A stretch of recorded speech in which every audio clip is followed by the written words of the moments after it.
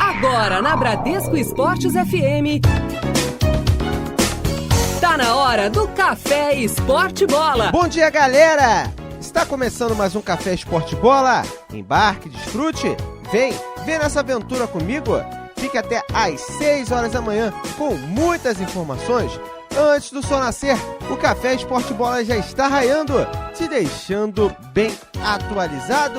Hoje é terça-feira, dia 1º de dezembro de 2015. Estamos no último mês, já está acabando o ano, como passa rápido o ano. Dia Mundial de Combate à AIDS, dia do imigrante, dia também do numicista. Em 1954, houve a inauguração do Estádio da Luz, do Sport Lisboa e Benfica, que o Paulinho Cordeiro conhece muito bem, por sinal. O Loureiro também, afinal, já foram visitar o estádio lá em Portugal, que na altura era o maior estádio da Europa e o terceiro maior do mundo.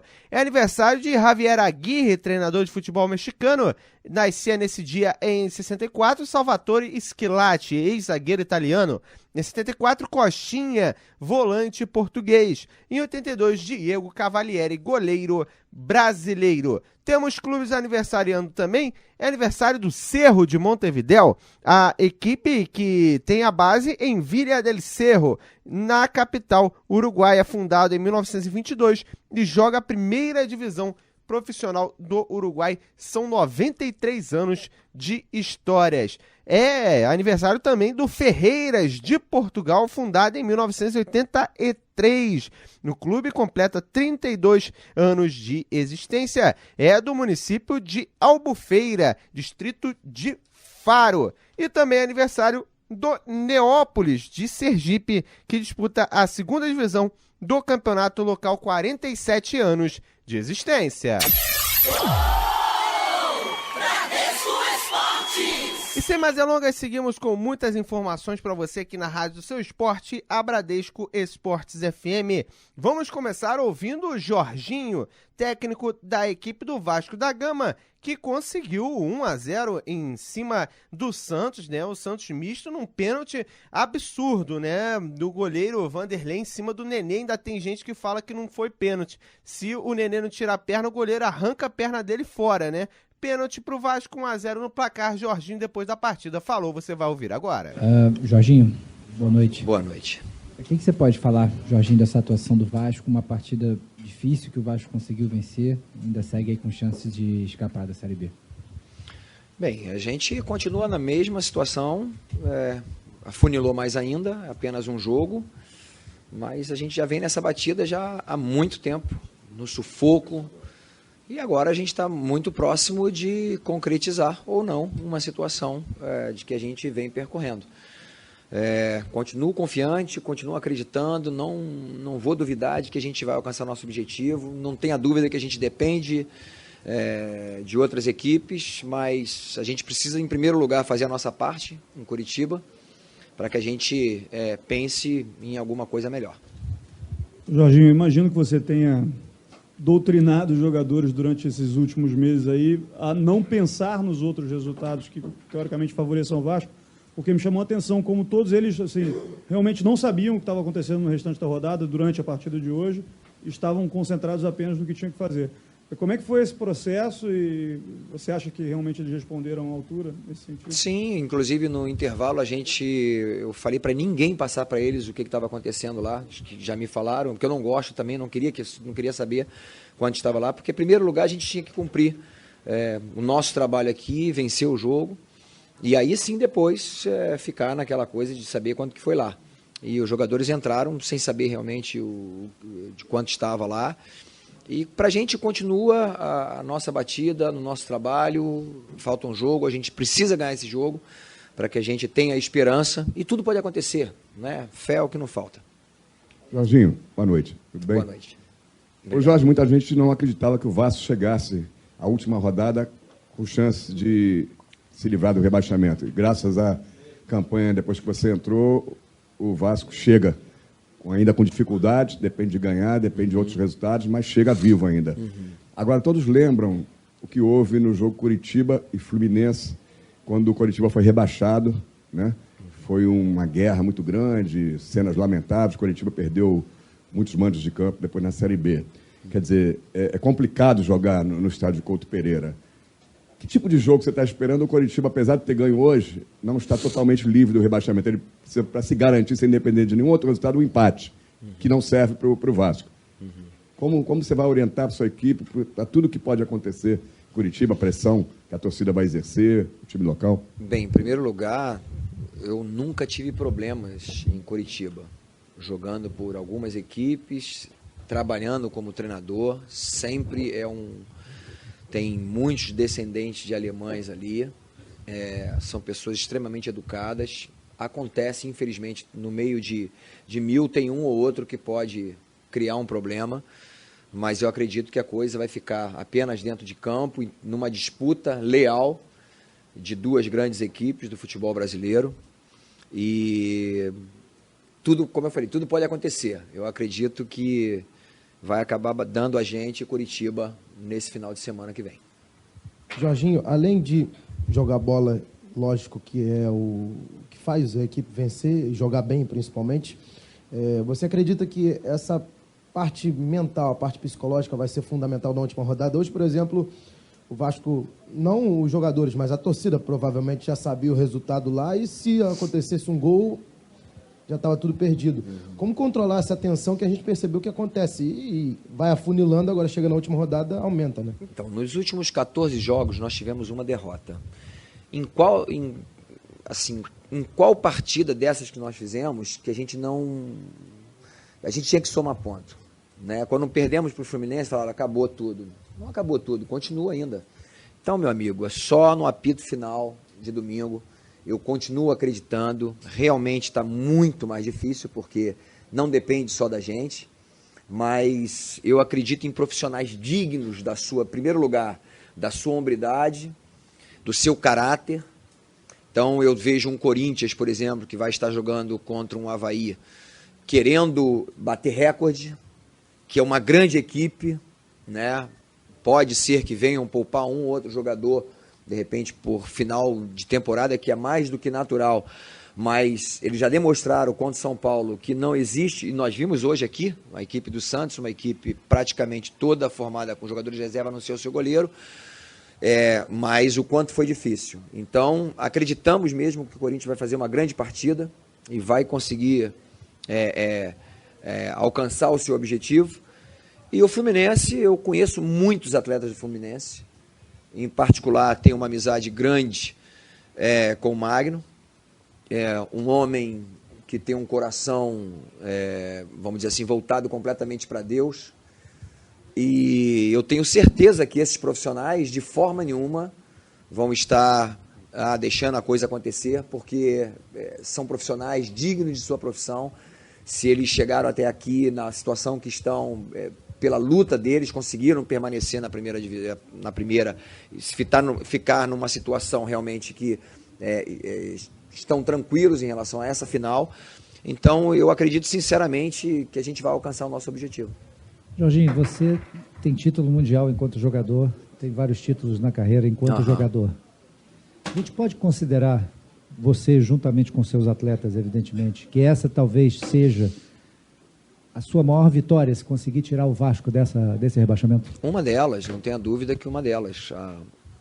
Uma das maiores vitórias que eu tive na minha vida, ou de maior virada que eu tive na minha vida como profissional, foi aqui. Jogando lá contra o Palmeiras, perdendo de 3-0 no primeiro tempo, e a gente conseguiu um feito que até hoje todos lembram, na Mercosul de 2000. E a gente até conversava sobre isso hoje, antes do jogo, pela negócio da chuva. Eu falei, isso é legal, porque também aconteceu daqui de cair, quer dizer, não, infelizmente machucou muita gente, mas tivemos um problema no Brasileiro e acabou disputando em janeiro, e a gente conseguiu vencer aquele Brasileiro de 2000. E fomos vitoriosos hoje, isso foi importante, mas essa seria mais uma virada fantástica na minha vida, com certeza. A situação que a gente se encontrava com 13 pontos, hoje a gente conseguindo conquistar 27 pontos no segundo turno. Se a gente conseguisse aí pelo menos aí 18 desses pontos do primeiro turno, com certeza a situação seria outra. Mas também deixamos escapar algumas oportunidades, e em outras oportunidades foram erros que realmente foi um ano terrível para a arbitragem, precisa ser revisto muita coisa em relação à arbitragem para que possa melhorar. Não que a gente foi prejudicado por querer, porque aconteceram realmente erros gritantes contra e a favor. Mas eu acho que com certeza seria um grande feito e será um grande feito. Eu, sinceramente, tenho muita confiança de que as coisas vão acontecer nesse final de semana. Jorginho, no final da partida eu pude conversar com o Andrezinho, perguntando a ele o sentimento que ele está fora da próxima partida, a última, né? Ele disse que vai viajar junto com a equipe, assim como fez o Rodrigo, que estava suspenso na outra partida. A importância agora desse grupo estar unido. Se você pensa em utilizar, voltar o Júlio dos Santos ou o Bruno Galo, que você já está planejando para essa partida contra o Coritiba, sem o Andrezinho? Não planejei nada ainda, quero relaxar um pouco. Foi um jogo muito tenso, até mesmo antes da partida, essa questão de joga ou não joga. Manter os jogadores focados em relação àquilo que a gente teria pela frente. Então foi um jogo extremamente difícil. Vamos pensar durante a semana, não tenha dúvida que a gente tem boas oportunidades para encaixar ali, mas eu queria relatar realmente assim essa tristeza do Andrezinho, até o ponto de chorar dentro do vestiário. Então isso eu pedi realmente para que todos os jogadores parassem aquilo que estavam fazendo e que olhassem para o Andrezinho. Esse é o sentimento nosso. Nosso sentimento é de que o Andrezinho demonstrou hoje. Ele está completamente triste por não poder participar desse momento tão importante na nossa vida, na carreira dele e na nossa. Então esse é o nosso sentimento, é com esse sentimento que a gente vai para dentro de campo, acreditando que a gente precisa dar o nosso melhor, independente do que vai acontecer nos outros jogos, mas de honrar esse sentimento do Andrezinho nesse jogo contra o Coritiba. Ô Jorginho, esse jogo teve algumas situações inusitadas, né? O jogo foi adiado 1 hora depois e tudo mais. E uma delas foi a questão do time ter entrado no meio da torcida ali, né? Como é que foi isso para vocês? Como é que foi essa experiência de entrar em campo passando no meio da torcida? Ficou uma situação delicada, porque aqui o nosso túnel aqui estava completamente cheio d'água. Se os jogadores entrassem, iam estar já encharcando a chuteira, encharcando a meia, a atadura que eles colocam, né, o coban que eles colocam. Então chegamos ali num consenso de que era melhor conversar com a torcida e eles deixassem os jogadores entrar, e foi super legal, que inclusive eles sentiram isso. O Rodrigo mesmo relatou isso na hora do início, antes da partida, na corrente que a gente faz, na oração que a gente faz, falando sobre isso, que as coisas aconteceram, ficaram meio tumultuadas, mas no final de tudo foi muito bom, porque o torcedor ficou feliz por abraçar os jogadores ali, dar um tapa nele, um tapinha, né, um tapinha nas costas e tal, vamos lá e vai dar tudo certo, e os jogadores também se sentiram abraçados pela torcida. Isso foi muito bom. Jorginho, a gente impressiona às vezes a expressão, a mesma expressão serena, mas firme que você vem aqui, independentemente do resultado ou numa véspera de jogo. Queria saber se hoje, depois de uma partida dessa, mais de uma rodada não muito boa, se você está mais aliviado pela vitória ou se você está mais tenso depois de tudo isso que aconteceu. E também, diante de tudo isso que aconteceu, um pouquinho da conversa de vocês no vestiário, além da situação do Andrezinho, que você possa falar para a gente.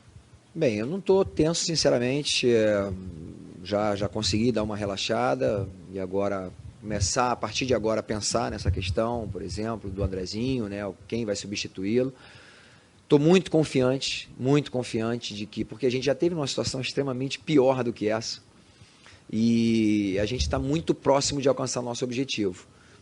Vamos dar o nosso melhor, vamos amar aquilo que nós fazemos, os jogadores vão honrar essa camisa, e esperamos realmente que os resultados do outro lado possam contribuir para que a gente alcance o nosso objetivo. O papo dentro do vestiário é esse, de que não estamos dentro, estamos vivos, estamos respirando e a gente precisa dar o nosso melhor. Vai ser a nossa melhor semana de trabalho, pode ter certeza, que essa vai ser, além da alegria depois de poder descansar um pouco, estar com a família, né? Eu vou ter um curso, o meu segundo módulo da CBF, vou estar trancado ainda durante 8 dias, né? Completando o meu curso ali, do dia 11 ao dia 18, mas feliz com tudo que está acontecendo e confiante, sinceramente confiante, que a gente vai surpreender muita gente. Jorginho, até que ponto a ausência do Andrezinho pode fazer falta ao time? E você já tem na cabeça um substituto? Nós falamos sobre isso agora. A gente começa a imaginar, vamos começar a pensar, mas é uma coisa para a nossa semana, né? Não tenha dúvida que o Andrezinho é um jogador que já vem numa batida muito boa, com ritmo de jogo muito bom, e se encaixou perfeitamente naquela posição que ele vem jogando, pelo lado esquerdo ou pelo lado direito, quando a gente precisa, que em princípio ele seria um meio atacante, assim como o Nenê. Mas a gente vai pensar, temos muito boas possibilidades para entrar no lugar dele. Ô Jorginho, qualquer lugar que a gente pergunte em relação ao seu trabalho, o pessoal fala que foi uma avaliação positiva, que foi tudo certo, de repente acontece domingo, se o Vasco ficar na Série A ou não. Você concorda com a avaliação? O seu trabalho foi positivo aqui no Vasco? Não, para mim, realmente positivo é a permanência na primeira divisão. Isso é que eu quero, tudo que eu quero. É tudo que nós sonhamos aqui, é o que a gente vem buscando desde o dia 17 de agosto. Tive o privilégio de assumir o Vasco da Gama no dia 17 de agosto, dia do meu aniversário. E espero que a gente concretize o maior sonho que a gente tem esse ano. Todo mundo sabe o quanto que você é uma pessoa religiosa. O quanto da sua confiança parte da sua confiança no grupo, enfim, do trabalho que você tem feito, também dessa sua religiosidade forte que você possui? É engraçado quando algumas pessoas falam, por exemplo, que eu sou religioso, eu falo, não sou nem um pouquinho religioso. Porque, na realidade, a religião tem atrapalhado muita gente se encontrar com Deus, né? Então, eu não me considero nem um pouquinho religioso. Eu sou um cara muito convicto da minha fé em Deus, da minha fé em Cristo como Filho de Deus. Mas eu acredito muito no meu trabalho, eu acredito muito no potencial que esse Deus Criador me deu, né? De nunca desistir, de ir em busca dos meus sonhos, e tem sido assim na minha vida. Eu tenho superado alguns obstáculos, algumas lutas, até mesmo familiar, e a gente já citei aqui em alguns momentos, né? Tive na minha família 2 irmãos viciados, um em álcool, outro em drogas. Perdemos já 3 irmãs, uma irmã eu perdi esse ano, infelizmente, com câncer de pulmão. Mas nada disso tira a minha alegria, a minha paz, nada disso tira a minha confiança em Deus. E nesse grupo, que eu sabia que esse grupo tinha potencial, eu sabia que esse grupo realmente, com todo respeito, né, com os meus antecessores aqui, mas que eu sabia que a gente poderia extrair mais desse grupo e que ele não merecia estar na situação que estava. Então eu tenho falado que eles me fizeram acreditar, eles me fizeram realmente ver de que era possível a gente sair daquela situação. E vai ser assim, vai ser chorado, vai ser difícil, vai ser na luta, no coração, na dor, mas eu acredito sinceramente que a gente vai conseguir. Esse é o técnico do Vasco da Gama, o Vasco que tem um Coritiba no final de semana, o Coritiba que vem num momento bom e momento crescente na competição. O time Coxa Branca, que está disputando também contra o rebaixamento, tem poucas chances de ser rebaixado, mas é um confronto direto, não deixa de ser. E por falar em Coritiba, vamos ouvir o treinador já projetando o jogo diante do Vasco da Gama, o técnico Pachequinho, que falou da vitória do Coritiba sobre o Palmeiras, já projetando um confronto decisivo para as pretensões do Vasco no Campeonato Brasileiro. E que eles tinham capacidade e condições, superação sempre, acertar a marcação, encaixar a marcação para que a gente não corresse riscos. Então esses atletas estão de parabéns pelo comportamento que eles tiveram dentro de campo. Tiveram paciência nos momentos de dificuldade. E o importante é que a gente conseguiu, principalmente no primeiro gol, trabalhar a bola, principalmente na pressão que a gente vinha sofrendo, conseguimos sair, né? Tivemos a infiltração, então... Aí depois do gol a gente teve que, obviamente, se posicionar, fechar, sabia do potencial do Palmeiras. Então, os atletas estão de parabéns pelo que eles fizeram dentro de campo, lutaram até o final. E esse é o espírito que a gente queria colocar para eles e eles souberam pôr em prática, né? Temos mais um compromisso agora, mesma postura até o final. Pachequinho, o que foi determinante para essa vitória de hoje? Terceira vitória consecutiva sob o teu comando. Tem que superar, tem que ser inteligente, né? Taticamente a gente colocou para eles algumas funções que seriam importantes eles cumprir. E, em cima disso a gente conseguiu, com posse de bola, principalmente no primeiro gol, fazer a infiltração na zaga do Palmeiras. Porque, claro, a gente fechou os espaços e com posse de bola encontramos espaço entre a zaga, onde a gente teve a felicidade de fazer o gol. E a superação, né, que eles tiveram, né? Esse grupo é fantástico, jogadores maravilhosos, vem fazendo aí esses últimos jogos aí de uma forma impecável, tanto no aspecto técnico, tático e na disposição dentro de campo. Então a gente só tem a agradecer esse grupo aí pelo que eles fizeram. Obviamente que aquilo que a gente passou de que seria importante e interessante a gente pôr em prática no jogo de hoje, cumpriram em cima daquilo que a gente pediu. Chiquinho, você falou justamente a respeito desse próximo confronto do Coritiba. Para o Vasco, é uma partida que vale muito. Queria saber como que você encara esse jogo da última rodada do Campeonato Brasileiro. Bom, primeiramente, depois de tanto tempo, a gente volta a ter a nossa torcida ao lado, né? Isso já é até um pedido para nossa torcida lotar o Couto Pereira. Nossa torcida, quando incentiva e apoia o time, ela se torna 12º jogador em campo pra gente. Então a primeira coisa que eu posso pedir é que a torcida compareça e vá nos incentivar, porque nós ficamos aí um bom tempo aí sem jogar com ela nos apoiando. E a postura nossa é a mesma que a gente vem fazendo. Vontade acima de tudo, inteligência, se impor. Em alguns momentos nós tivemos que se impor nesses jogos que a gente fez, Corinthians, Goiás, Santos, Palmeiras. Esse é o nosso espírito, né? Sem a bola a gente tem que ser humilde em marcar, mas quando ter a posse de bola temos que agredir, temos que ser uma equipe para frente. E sabemos que o Vasco também vem em uma situação delicada, vai querer também complicar o máximo, mas temos que ter tranquilidade, sabemos a importância desse jogo. Praticamente é o jogo que vai definir, como sendo o último jogo, vai definir a nossa vida nesse Campeonato Brasileiro. Poxa, que a gente sabe que só uma combinação trágica para derrubar o Coritiba. O que te dá mais segurança que o Coritiba vai permanecer? É exatamente essa combinação trágica que teria que acontecer ou a forma como o time vem se comportando? Não, a primeira coisa que a gente tem que fazer é manter o nosso futebol, né? Não ganhamos 3 jogos de graça, à toa. Nós tivemos uma postura de com posse de bola jogar, ser uma equipe ofensiva, sem a bola, óbvio, no futebol você tem que marcar, você tem que compactar, você tem que estar próximo do companheiro, e não vamos fugir muito disso, e vamos fazer o nosso jogo. Claro que existem circunstâncias com relação a possibilidades de quem vai cair, de forma de jogar, no sentido de não vamos pensar em outra situação a não fazer o nosso jogo. Até agora a gente tem feito 4 jogos aí de uma forma espetacular. Para que mudar agora? Então esse é o espírito nosso. Agora, tem um jogador, Pacheco, que nos últimos 3 jogos, às vezes ele não aparece muito pro torcedor, mas pro time de fundamental importância. E hoje ele recebeu o 3º cartão amarelo, que é o João Paulo. Ele fica de fora da última rodada. Esse é um motivo de preocupação? Claro que a gente, quando perde um atleta, né, da qualidade do João Paulo, e o momento que ele vive, a gente sabe que é um atleta que vai fazer falta. Porém, a gente tem um grupo espetacular com atletas com o mesmo potencial, com a mesma capacidade de fazer a função do João Paulo. Então, com relação a isso, estou muito tranquilo mesmo, porque se você vê aí todos que entraram nos jogos, o nosso time normalmente nas mudanças tem melhorado.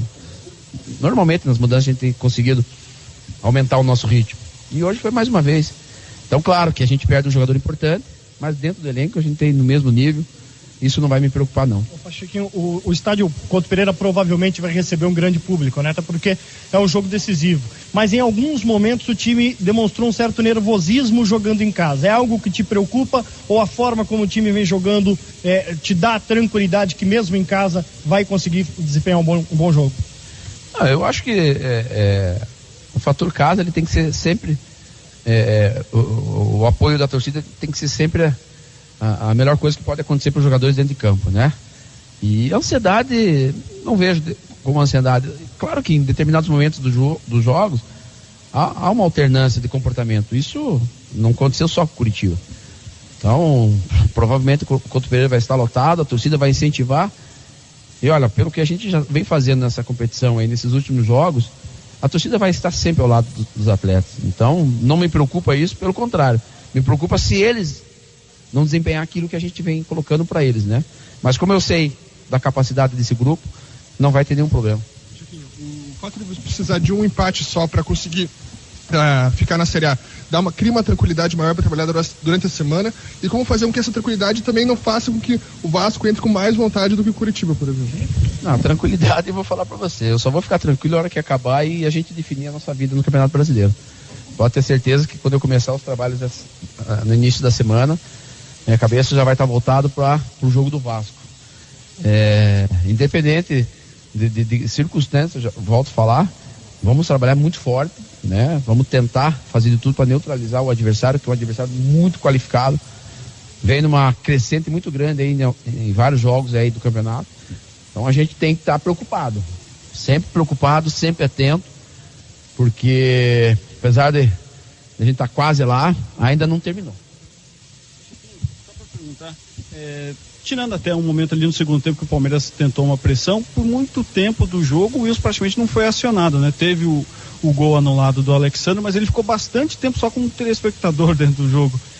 Essa postura, essa segurança que o time teve, te dá também um pouco mais de tranquilidade para conseguir trabalhar e ver que realmente está surtindo efeito, o time está conseguindo até segurar o resultado, saber trabalhar a bola quando está com a vantagem? Bom, acho que assim, a gente tem que enaltecer o trabalho do nosso time sem a posse de bola, né? A gente não se afoba, a gente sabe que o adversário em determinados momentos do jogo vai crescer em cima da gente, mas o que a gente tem que estar ciente é do nosso posicionamento, né? Da conversa entre eles dentro de campo, justamente para acertar e corrigir o posicionamento, para o adversário não ocupar o espaço onde a gente deveria estar. Então, a primeira coisa é essa, a gente saber equilibrar isso muito bem. Então, não só o Wilson, mas como todos, principalmente o setor defensivo, tem tido essa consciência e feito com que a gente conseguisse, em determinados momentos, com dificuldade na partida, dar uma tranquilidade no setor defensivo. E é o encaixe da marcação, é a saída de trás na hora correta, é estar próximo do companheiro para não correr errado. Então, isso eles entenderam muito bem e vem fazendo, né? Se você vê os outros jogos aí que a gente teve, o comportamento foi o mesmo. Então isso dá uma tranquilidade pra gente, sabendo que quando a gente tiver a posse de bola, a gente vai agredir, vai atacar, como aconteceu hoje. Chico, apesar da grande fase que vive o Thiago Lopes, hoje você optou por manter o Kleber e deixou o Thiago Lopes no banco de reservas. Campo pesado, um jogo para choque. Hoje dá para dizer que brilhou também a estrela do treinador? Não, a gente sabe do potencial do Thiago, do Kleber, de todo o elenco, né? E a gente sabe que o Kleber é um cara muito importante com relação a segurar a bola pra gente, tem experiência. Em determinados momentos, a gente acionado, ele teve equilíbrio em fazer o time sair de trás, que é importante. Senão a bola começa a bater e voltar, aí já... Até porque aí o sistema defensivo acaba se perdendo. E o Thiago, a gente sabe que é um atleta jovem, que quando entra, bota um ritmo maior. E ele teve um comportamento também tático muito bom, porque a gente estava com alguma dificuldade pelo lado direito nosso com relação ao apoio do Egídio. E o Thiago, a partir do momento que a gente colocou ele por aquele setor e inverteu o Negueba, a gente conseguiu neutralizar ali aquele setor, obviamente, que tinha uns cruzamentos, mas não tinha profundidade. E o Thiago tem uma chegada boa na frente. Então, na realidade, você tem dois grandes atletas e aí você tem que saber o momento certo de utilizar um. Esse é o técnico Pachequinho da equipe do Curitiba, um dos responsáveis pela equipe ter uma ascensão no campeonato, junto com o artilheiro Henrique Almeida, que está fazendo gol adoidado também na primeira divisão do Campeonato Brasileiro. E vamos até o Flamengo, vamos ouvir primeiramente a palavra do Oswaldo de Oliveira, o técnico que foi demitido no final de semana. Na verdade, já sabíamos que ele não permaneceria na equipe do Flamengo, né? Não fazia parte dos planos de nenhum dos candidatos à presidência do clube para 2016. Ele foi dispensado em reunião às 10 horas da manhã de sábado. Ele falou depois em coletiva de imprensa que, inclusive, gostaria de ficar. Vamos ouvir primeiro o Oswaldo. Lamento muito esse acontecido. Eu queria muito dar sequência, permanecer no Flamengo e com tudo que nós vínhamos planejando, de implementar, de melhorar, de contratar jogadores para fazermos uma temporada vencedora o ano que vem. Infelizmente foi interrompido. Como o presidente disse na segunda-feira, eles me procuraram na minha casa, assim como fizeram quando foram me contratar. E eu fiquei muito surpreso com a decisão. E achei que não era hora de parar 2 jogos antes do campeonato acabar, né? E pedi para permanecer até o final. Mas se fosse uma coisa que a gente conseguisse controlar aqui. Como a gente não está conseguindo controlar, muita especulação, eu acho que isso acaba prejudicando a mim, como profissional, ao Flamengo, o desempenho dos jogadores e a própria diretoria do clube. Então, nós conversamos e a demissão, primeiro, que era para ser na segunda-feira, ela passou para o dia 6. E ontem nós conversamos para abreviarmos, o Flamengo ficar tranquilo, poder negociar, porque se fica até lá as especulações, e aí o pessoal ia dizer que o Flamengo não estava me respeitando, que eu não tinha sido comunicado, já que era um fato que todos já tinham conhecimento. Então eu prefiro que as coisas venham à clara e a gente possa, o Flamengo com tranquilidade, decidir seu futuro e eu também ter um tempo também para decidir o meu. Pessoal, primeiro eu queria que você avaliasse esse período, a sua segunda passagem pelo Flamengo, e se você está saindo é porque a diretoria avalia que você teve um insucesso. A que você acha que se deve esse insucesso da segunda passagem pelo Flamengo? Bom, em primeiro lugar, não há o que se avaliar e nem considerar insucesso. Porque a avaliação você precisa início, meio e fim. E para você ser bem sucedido ou não também. E nós estamos interrompendo um trabalho no meio. Como eu já peguei no meio, sem ter informação, o Flamengo já tinha nessa temporada tido outros 2 treinadores com outras 2 comissões técnicas. E para nós que chegamos é sempre muito difícil isso. Então, se é uma coisa que iniciou, mas não acabou, você não tem as coordenadas, não tem os parâmetros para fazer uma avaliação.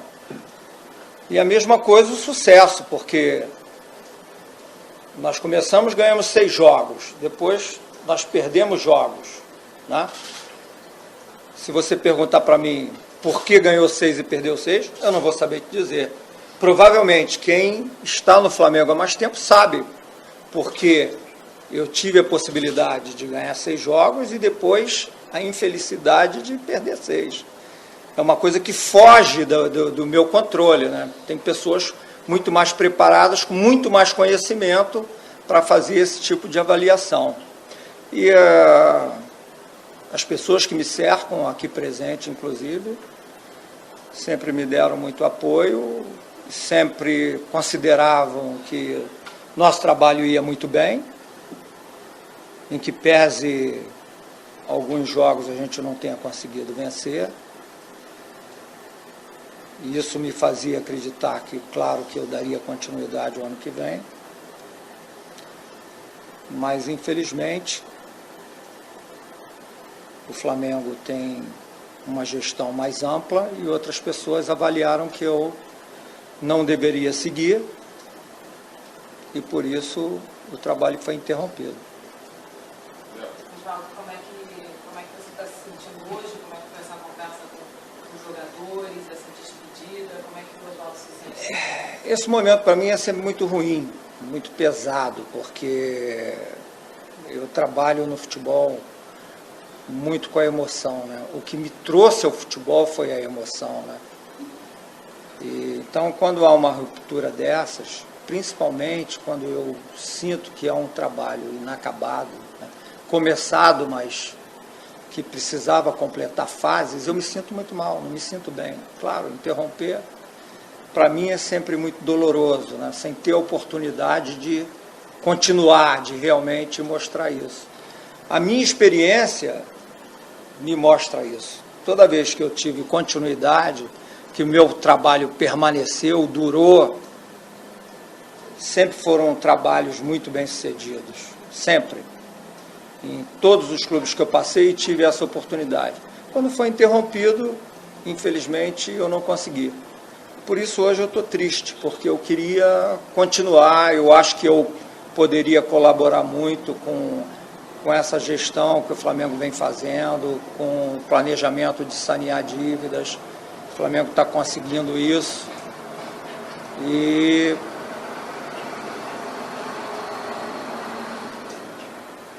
de passar isso futuramente para dentro do campo, né? Então, é uma coisa que, para mim, fica aquela sensação do inacabado. Por isso, eu não consigo fazer nenhuma avaliação agora, porque eu não tenho parâmetros para avaliar uma coisa que não acabou, né? Você não tem a conclusão. Você não pode chegar a uma conclusão se você não deu continuidade. Eu quero também saber, a partir de agora, Oswaldo, essa antecipação da sua saída, além dessa questão do desgaste que você mencionou, tem a ver também com alguma negociação que você já esteja em curso, alguma recolocação sua em algum outro clube? A gente ouviu falar sobre talvez alguma tratativa com um clube chinês onde o Cuca atuava. Não, o clube chinês onde o Cuca atuava, já acertei com eles 2 vezes, eles voltaram atrás. Aliás, essa questão de contatos, de sondagem, eu tenho o ano inteiro. Principalmente do exterior, porque eu trabalhei 22 anos e meio da minha carreira fora do Brasil. 16 anos no Oriente Médio e 5 anos no Japão, mais um tempinho na Jamaica, nos Emirados Árabes. Então eu tenho o tempo todo, eu tenho propostas, tenho sondagens, né? Isso sempre aconteceu comigo, graças a Deus. Então, não tem nada a ver com isso. Eu não vou imediatamente assumir nenhum trabalho. Agora, é lógico que eu preciso trabalhar. Se acontecer algum contato, vai ser muito bem-vindo. Você chegou no Flamengo, né? Você falou que um clube, meu coração, quero mais a segunda passagem do Flamengo. E não conseguiu levar aqui, não só você, não tinha a Libertadores também. Qual é o grau de frustração que você sai hoje? Por ser Flamengo, por ter mais uma vez realizado um sonho como treinador, como é que você sai hoje do Flamengo? Qual é o grau de frustração? Eu saio triste, mas não saio frustrado. Eu sairia frustrado se eu não tivesse conseguido realizar aquilo que eu planejei. E o que eu planejei não podia ser apenas 17 partidas de um campeonato que você joga depois de iniciado e com jogos atrás de jogos, né? A minha ideia era terminar esse ano, fazer como nós vimos fazendo, um planejamento para contratação de jogadores, para melhoria das condições de trabalho aqui no Ninho. Esse era o meu planejamento. Mas como isso foi interrompido, eu não tenho por que me frustrar, porque não me cabe nenhuma culpa, eu não tenho culpa de nada. E a frustração vem quando você se culpa. Eu fico triste por não ter a oportunidade de continuar. Isso me entristece, mas eu não tenho nenhuma frustração. Inclusive, ontem até o César Martins falou que atrapalha muito essa mudança de técnico, né? Com 3, Vanderlei e Cristóvão, que você realmente atrapalha, né, você, né? Eu acho que sim, atrapalha. Eu acho que o Flamengo está indo muito bem nessa parte do gerenciamento das finanças. Hoje, é claro, a gente sente isso, nota, há muita segurança, um trabalho muito bem feito, mas infelizmente no futebol, dentro do campo, continua a instabilidade, continua uma coisa que não produz, entendeu? Porque toda vez que você intercepta, que você tem uma ruptura, você tem um recomeço. E você recomeçar sempre, no futebol não é benéfico, né? A história está aí para mostrar isso. A gente está vendo os dois times que estão liderando o Campeonato Brasileiro com treinadores que iniciaram a temporada. Um deles desde o ano passado. Então, ele teve diagnóstico, ele teve como trabalhar, ele teve como contratar, ele teve como se organizar. Passou por momentos difíceis. O Corinthians, sobremaneira, eu acompanhei bem em São Paulo, porque eu participei do Campeonato Paulista. E, inclusive, eu estava na desclassificação do Corinthians no Campeonato Paulista, lá em Itaquera. Mas dali eles tiveram uma retomada e hoje ganharam o campeonato com o pé nas costas, com 3 rodadas de antecedência, né? Isso é continuidade, isso é acreditar que o trabalho pode fluir. E depois do Oswaldo de Oliveira, que queria ficar, vamos ouvir o provável novo treinador do Flamengo, que é o Muricy, que deu entrevista ao Datena falando sobre a questão de ser técnico da equipe do Flamengo. O Muricy que passou um ano em reciclagem para poder se preparar para novos desafios. É um prazer falar com vocês, realmente estou ficando mais experiente hoje, estou feliz, estou sentindo muito bem. Minha fase da minha vida foi muito bom dessa parada.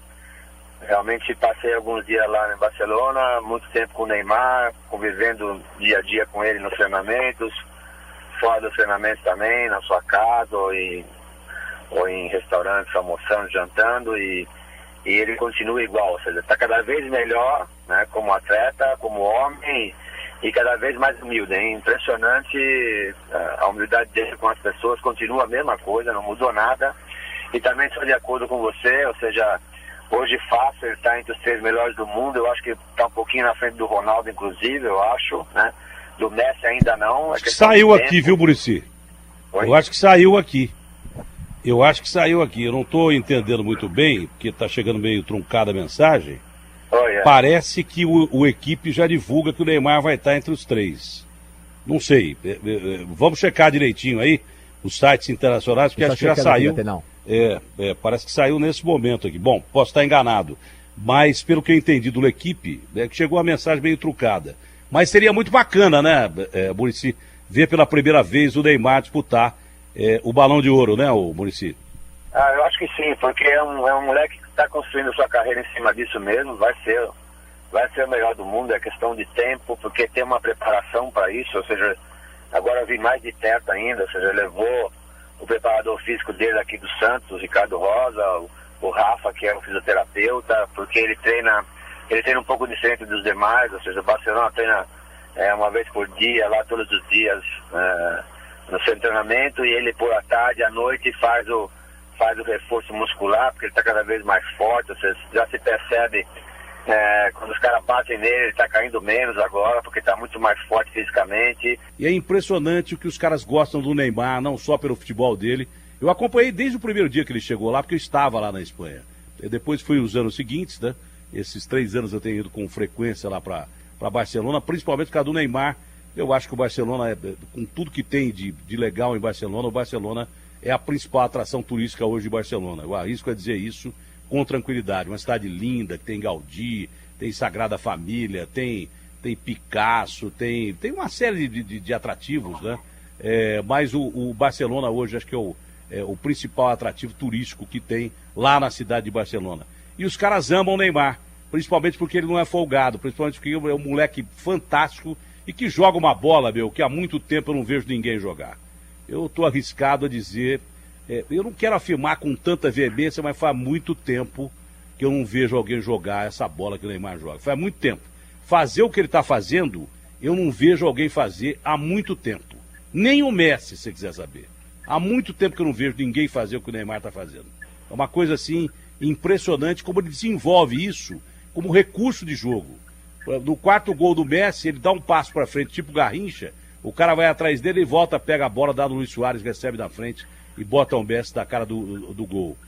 E tem os espanhóis, alguns idiotas lá, ex-jogadores, o Sanches é um deles, defendendo que o Neymar tem que levar porrada como aquela do Isco. Quer dizer, o Barcelona já vai recorrer para a comissão antiviolência desse tipo de declaração, mas o Neymar é um monstro. O Muricy ia falando, caiu a linha, Muricy.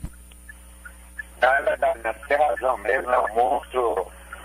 Volto a repetir, os caras adoram ele lá, realmente, porque ele conquista mesmo, né? Tem a facilidade, né? Tem a alegria, porque que eles respeitam mais ele lá e gostam é a alegria de jogar, ou seja, ele joga em irreverente mesmo. Eles também adoravam o Ronaldinho Gaúcho também, porque eles gostam desse tipo de jogador que dá alegria à torcida do Barcelona, entendeu? Então, é incrível como ele conquistou, né? Claro que a gente respeita muito o Messi, só que o Neymar, ele é do improviso mesmo, o Messi é mais assim, objetivo, o Neymar é diferente, faz coisas diferentes, como aquele gol que ele deu, o sombreiro no cara lá, o chapéu, qualquer coisa dessas aí. Então, realmente, eles estão encantados com ele, é muito legal, né? A gente participou um pouco disso aí, da carreira dele, então a gente fica contente de estar assim, ele merece cada pena. Mas eu elogio o Muricy com todos os argumentos possíveis e fundamentado em cima de um talento e de um caráter que é difícil você observar em qualquer profissional. Outra coisa, para encerrar a conversa, Muricy, além dos parabéns, quando é que você volta a trabalhar, Muricy? Com certeza eu devo voltar agora já.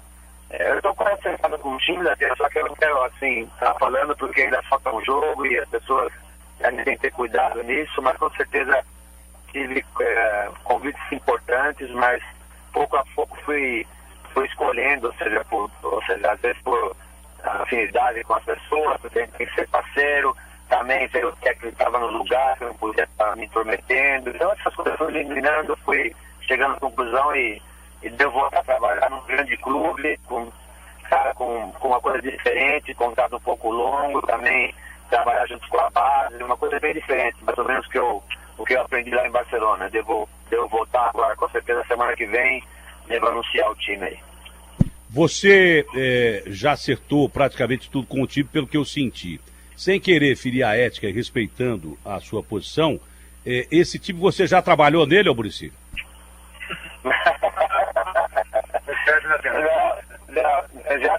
Não trabalhei nesse time não, né? É um time que está crescendo e crescendo assim na parte estrutural, né? Porque tem uma história muito grande e creio que é pouco do tempo vai ser um dos maiores do mundo, já é da história, mas assim, no que diz respeito à estrutura do clube. Você gosta do Rio de Janeiro, Muricy? Eu adoro, quem não gosta, né, Atena? Cidade maravilhosa, eu adoro praia, né? Então é um lugar maravilhoso, já morei lá e todo mundo, né, que vai pro Rio, cara, fica encantado, né? Esse o Muricy, né, que provavelmente deve ser o novo treinador do Mengão, até porque, segundo informações de Minas, o Atlético Mineiro, ele não irá tentar a contratação do Muricy devido a esse fato dele já estar contratado por uma outra equipe. Vamos ao Fluminense, vamos ouvir a coletiva de Eduardo Batista, o técnico tricolor.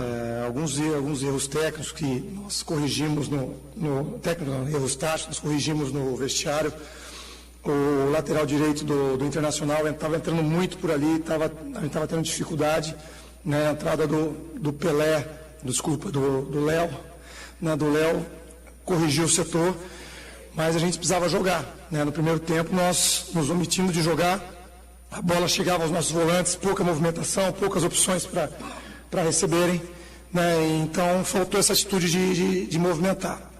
No segundo tempo, mesmo com um a menos, acho que foi um domínio do Fluminense, nós jogamos, criando variações pelos lados, por dentro, chances de gol, né? E eu acho que a grande diferença foi a atitude que nós não tivemos no primeiro tempo, e a atitude que nós tivemos no segundo tempo, e aí de brilho, de luta, de entrega. As substituições foram fundamentais, né? Aqueles todos que entraram dentro do seu papel, entraram bem, né? O Léo, Magno, né? O próprio Lucas teve ali 2 chances para definir a partida, né? Então isso deixa contente, né? E saber quando você tiver num momento difícil, você tem um banco que resolva. As observações foram boas, né? Pro ano que vem. né, destaco a postura do Nogueira, né, muito sério, firme, frio, né, pegou um Internacional difícil de se marcar, porque eles não têm uma referência, né, e você tem que ter uma leitura tática para se marcar. Tivemos uma dificuldade no início, mas depois ajeitou e foi, né, não era o que a gente queria, né, mas com um a menos, você conseguiu um empate e jogar o que nós jogamos no segundo tempo, né, não deixa contente, mas deixa um pouco satisfeito. Eduardo, duas situações que para mim foram as mais importantes desse jogo, não até nem de respeito ao campo, a fala. O Marlon, na saída do campo no primeiro tempo, dizendo que está faltando comprometimento aos jogadores. E a segunda situação, a dura que você deu nos caras no vestiário, que inclusive o Wellington Silva até revelou pra gente, foi verdadeiro. Ele deu um esporro na gente. Queria que você comentasse essas duas situações. Não, talvez o Marlon se expressou mal em termos de comprometimento, né? Comprometimento é uma palavra muito grave, mas atitude, faltou atitude, né? O que nós conversamos, né, nós não fizemos bem postado taticamente, estava, mas sem agressão, não adianta nada, né? Então a gente tinha que ter isso. E no intervalo, né, a dura ou a conversa com eles foi no sentido de cobrar o que nós conversamos, né? O gol do Internacional, ele foi falado, né, o Vitinho arremata, o D'Alessandro arremata de fora, o Dourado arremata, o Anderson arremata, então nós podíamos dar o espaço para chutar, né? E logo na primeira bola nós mostramos que nós não estávamos atentos a isso e acabamos tomando o gol. Então eu acho que não falta de comprometimento, mas faltou atitude e no jogo, né, pesado como é contra o Internacional, se faltar atitude, né, e o que sobrou no segundo tempo, né, aí é fatal. Ainda bem que hoje deu para recuperar, hoje deu para fazer um bom jogo no segundo tempo e não sair daqui derrotado. É a prova, inclusive, o segundo tempo do Fluminense, de que vai ter seriedade até o final. Todos os jogos do Fluminense, falta só mais um contra o Figueirense? Não, aqui acho que nunca faltou seriedade. Nós vamos entrar com essa atitude nós vamos cobrar, né, até porque nós jogamos com um a menos contra o mesmo time, né, e um domínio total com 3, 4 chances reais de gol. Né, isso não pode acontecer. Então essa atitude a gente vai cobrar, a gente vai para mais um jogo de responsabilidade. Né, hoje a gente mexeu no G4, próximo jogo a gente pode mexer no Z4, então além de ser o jogo do Fluminense, e a gente tem que ter responsabilidade com essa camisa. Eduardo, boa noite. Boa noite. Que expectativa o torcedor do Fluminense pode ter para essa última partida? Hoje o Fluminense trouxe um time misto, mas vai fechar o ano talvez com os seus titulares, numa reunião de todos para fechar esse ano, ou já não? Não, hoje não foi um time misto. Hoje foi um time que o Fred estava machucado, o Jean machucado, algum com virose, o restante eram jogadores que vinham jogando. Né? Ele pode esperar um time que vai trabalhar e aquele que merecer vai jogar. Né? Hoje, né, essa palavra time misto aconteceu de entrar algumas peças que não vinham jogando, exatamente porque houve jogadores com lesão e a gente foi impossibilitado de jogar. Essa é a coletiva do Eduardo especial Batista, te chamou a atenção? Fluminense. Que você pôde observar nessas últimas rodadas? Nogueira. Firme, sério, como um zagueiro tem que ser. Esse Eduardo Batista, técnico que vem fazendo um trabalho regular na equipe do Fluminense, né, com um aproveitamento ainda duvidoso, mas tem um grande potencial para se tornar um dos grandes treinadores do futebol brasileiro, colocou contra a equipe do Internacional uma equipe alternativa devido a algumas lesões dos tricolores, inclusive do centroavante Fred, mas que sem o Oswaldo na segunda etapa contra o Inter fez a melhor partida da temporada, inclusive, como dito na coletiva, esse é o parâmetro para o jogo diante do Figueirense, que simplesmente vai definir o rebaixado do Campeonato Brasileiro, que pode ser o Vasco. Quem diria que um dia desdenhava do Fluminense lá no início do campeonato? Vamos à equipe do Botafogo, vamos ouvir o que Jefferson tem a falar no especial falando da temporada do goleiro. É isso, galera ligada aqui na Bradesco Esportes FM. Grande abraço a todos. E a gente tem um convidado bastante especial falando da equipe do Botafogo aqui na nossa programação. Trata-se dele, o goleiro e capitão Jefferson, um dos principais nomes desse atual elenco da equipe do Botafogo. Viveu diversos momentos com a camisa alvinegra e ele é o nosso convidado falando sobre diversas situações. Jefferson, obrigado pela presença. Eu queria que você falasse um pouco desse ano de 2015 do Botafogo. Como é que você avalia essa competição disputada aí pelo Alvinegro, Campeonato Carioca, um balanço de 2015, na sua opinião? Olha, foi muito proveitosa, né? Até porque a gente começou um ano aí com desconfiança de muitas pessoas, né, que não conheciam o trabalho do Botafogo, jogadores que não eram muito conhecidos, né, no futebol nacional, jogadores que só tinham jogado série B, que nunca tinha passado por time grande. Mas nós jogadores, a gente se fechou de uma maneira muito grande, a diretoria também, o planejamento que eles passaram para a gente, cumpriram com tudo, os compromissos, e a gente sabia que a gente tinha que vestir verdadeiramente a camisa do Botafogo, né? Até pelo momento que o Botafogo passou em 2014, perdeu o prestígio, a confiança de muitos, e a gente conseguiu um ano muito bom.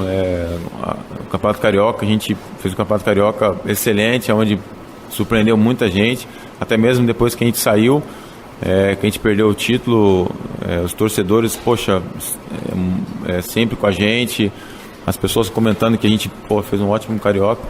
Infelizmente a gente não conseguiu priorizar a Copa do Brasil, mas no Brasileiro a gente praticamente sobrou aí desde o começo e conseguimos nosso principal objetivo, que era o acesso e depois, consequentemente, o título. Como que o Botafogo começa 2016, depois dessa temporada de 2015?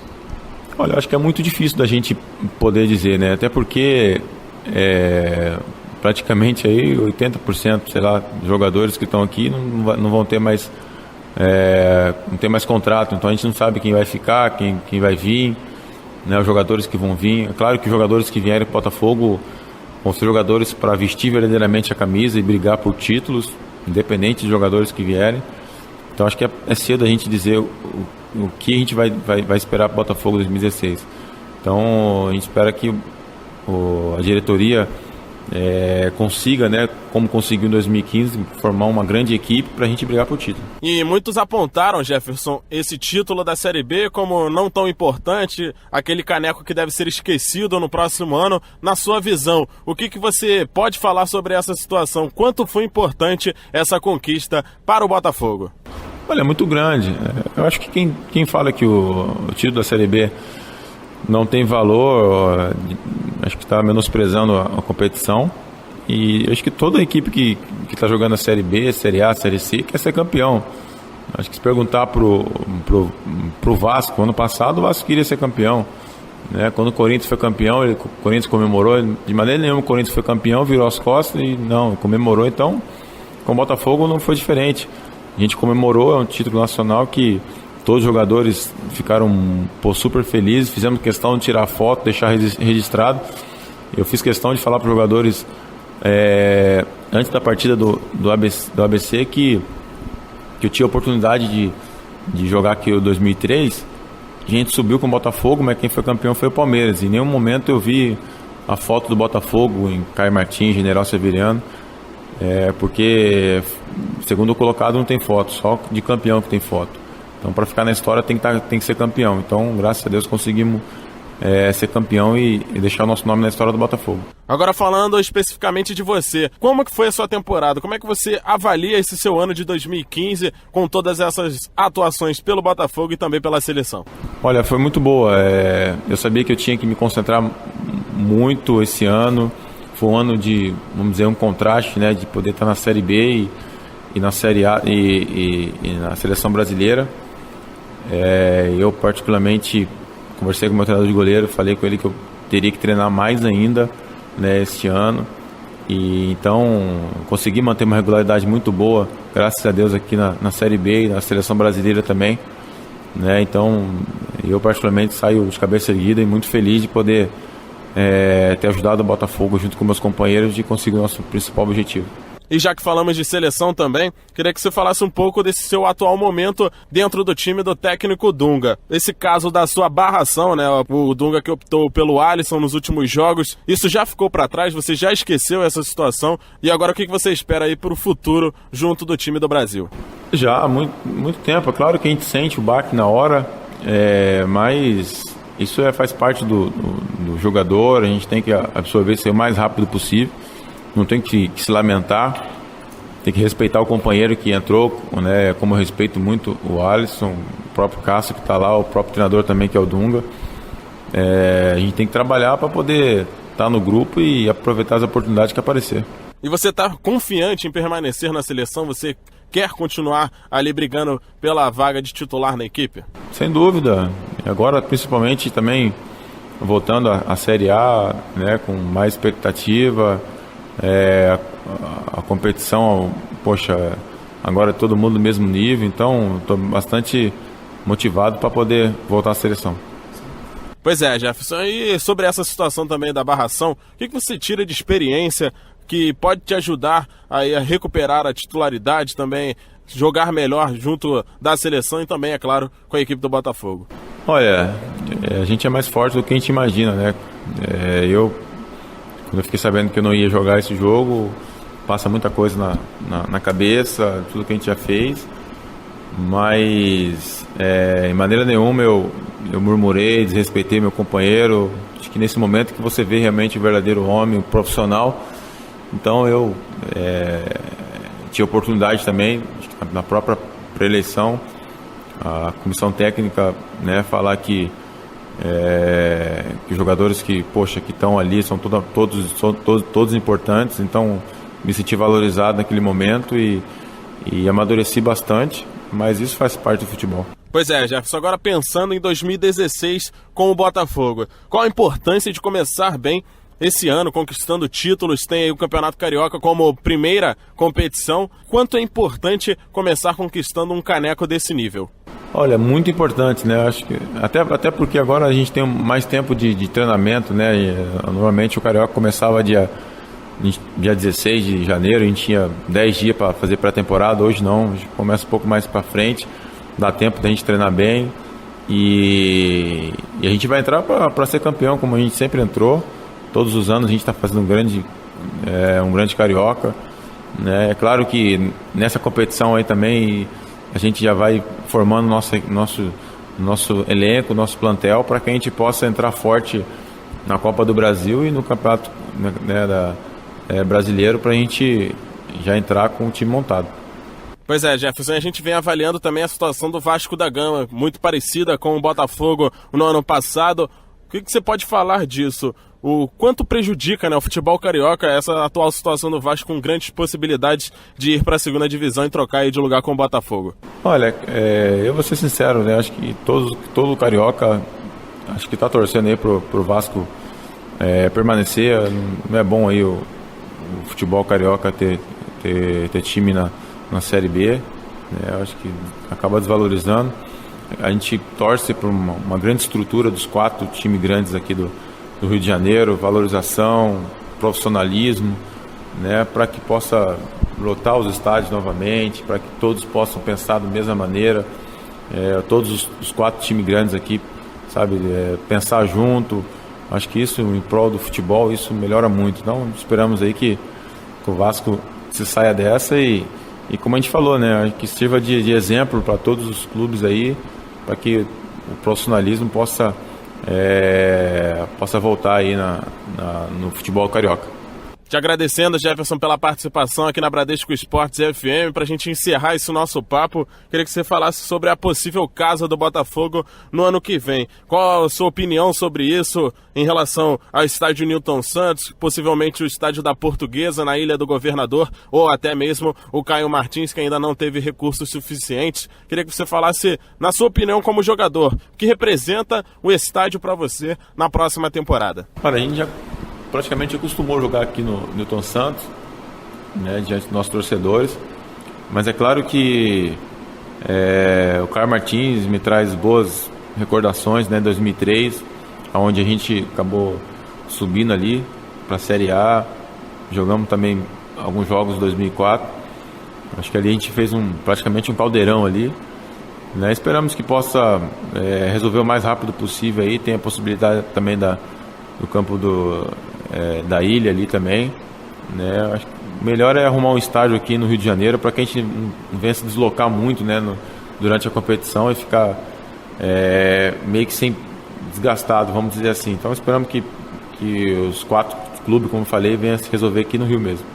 Então tá aí, galera, esse o goleiro Jefferson falando com exclusividade aqui na Bradesco Esportes FM, o grande capitão, o principal ídolo na atualidade do Alvinegro, ele que será com certeza uma peça fundamental para o ano de 2016 do Alvinegro. Toda a sorte do mundo ao Jefferson, principalmente também na seleção brasileira, que ele conquiste o seu espaço.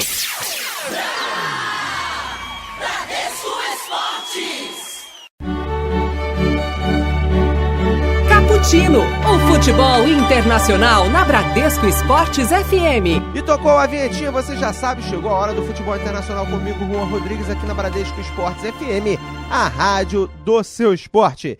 E pela primeira vez na carreira, Neymar está entre os 3 melhores do mundo. O brasileiro foi indicado junto com Messi e Cristiano Ronaldo para a disputa da Bola do Ouro 2015. A excelente temporada pelo Barcelona, com conquista da Liga dos Campeões e Campeonato Espanhol, foi fundamental para a escolha. A cerimônia de entrega do prêmio será no dia 11 de janeiro em Zurique, na Suíça.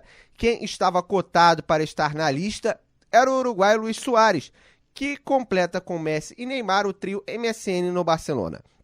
O Brasil volta a ter um representante entre os 3 melhores do mundo após 8 anos, quando Kaká foi eleito o melhor do mundo, depois de excelente temporada com a camisa do Milan. Além dos títulos com o Barcelona, Neymar marcou 44 gols e deu 13 assistências em 60 jogos no período de votação da disputa. E o prêmio Puskás vai ter a presença de um brasileiro também, Wendel Lira, que atualmente foi contratado pelo Vila Nova de Goiás num golaço de bicicleta no campeonato goiano, à época pelo Goianésia contra o Atlético Goianiense. Disputou a Série C pelo Tombense e agora foi contratado pelo Vila Nova. Ele vai disputar o prêmio contra o Florenzi da Roma, que fez um gol do meio de campo contra o Barcelona, e Lionel Messi, que anotou um golaço contra o Atlético Bilbao na final da Copa do Rei. E o atacante Robert Lewandowski, do Bayern de Munique, fez história mais uma vez e foi homenageado e entrou no Guinness Book, o livro dos recordes, com 4 marcas diferentes. Centroavante, que é o principal jogador da seleção da Polônia, vai figurar nas páginas da publicação com as seguintes considerações: hat-trick mais rápido da história, marcar 4 gols mais rápido na história, marcar 5 gols mais rápido na história e mais gols anotados por um reserva. Todas as marcas foram conquistadas no massacre por 5-1 do Bayern de Munique sobre o Wolfsburg, no dia 22 de setembro, pela abertura da 6ª rodada do campeonato alemão. Lembrando que nessa partida, a equipe do Bayern de Munique saiu perdendo. O Lewandowski entrou e só fez os 5 gols da partida. E a FIFA também anunciou o prêmio de melhor técnico do ano. E a surpresa ficou na condecoração de Jorge Sampaoli, treinador da seleção do Chile, que é o primeiro comandante de uma equipe sul-americana a concorrer desde a unificação do prêmio entre FIFA e France Football. Sampaoli foi campeão da Copa América nesse ano, dando a Roja seu primeiro título da história. Disputará o prêmio com Luiz Henrique do Barcelona e Pepe Guardiola do Bayern de Munique. Só isso já vale muito para o técnico, que é aí um técnico em ascensão no futebol mundial. E o Barcelona tem time que só passa vergonha em 2015. E é uma outra equipe que não o próprio Barcelona. Nas 3 últimas partidas, 3 goleadas: 4-0 no Real Madrid fora de casa, 6-1 na Roma e 4-0 no Real Sociedad, com os 2 últimos jogos realizados no Camp Nou.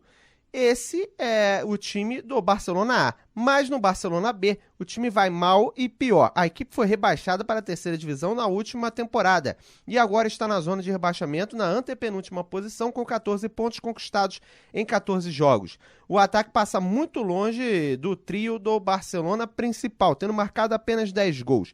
Em 2015 fez 38 jogos, só venceu 7, empatou 9 e perdeu 22, aproveitamento de 26%. Pior até que o Joinville, lanterna do Campeonato Brasileiro e primeiro rebaixado do time nacional.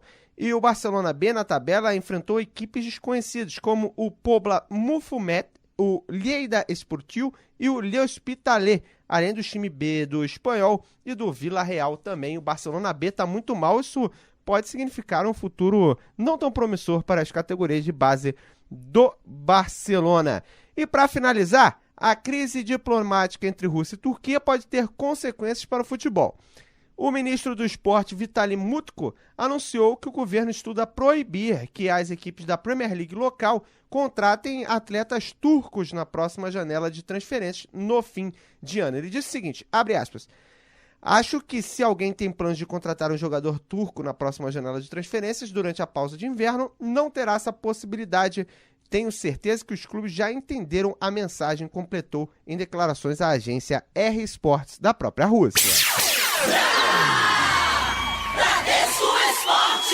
E vamos agora de Canhão do Teatro, uma história bastante interessante do Branco, contando principalmente a passagem dele em Middlesbrough e principalmente também a parte onde ele foi fazer uma viagem de carro que não deu muito certo. Vamos ouvir.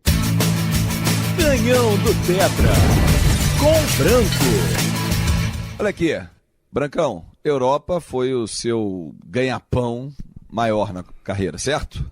Foi legal pra caramba. Foi legal, né? O senhor contou ainda há pouco da Itália, né?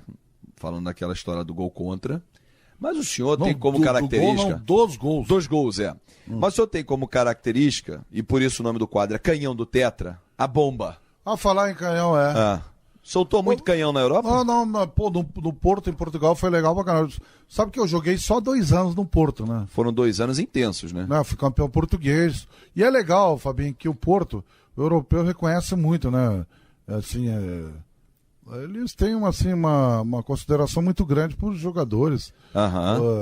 E eles gostam dos brasileiros demais. Adoram os brasileiros. No Porto, sabe que o Estádio Dragão, o Estádio Novo, eles fizeram um museu lá, né, cara? E fizeram o time de todos os tempos, uma eleição. Tá lá?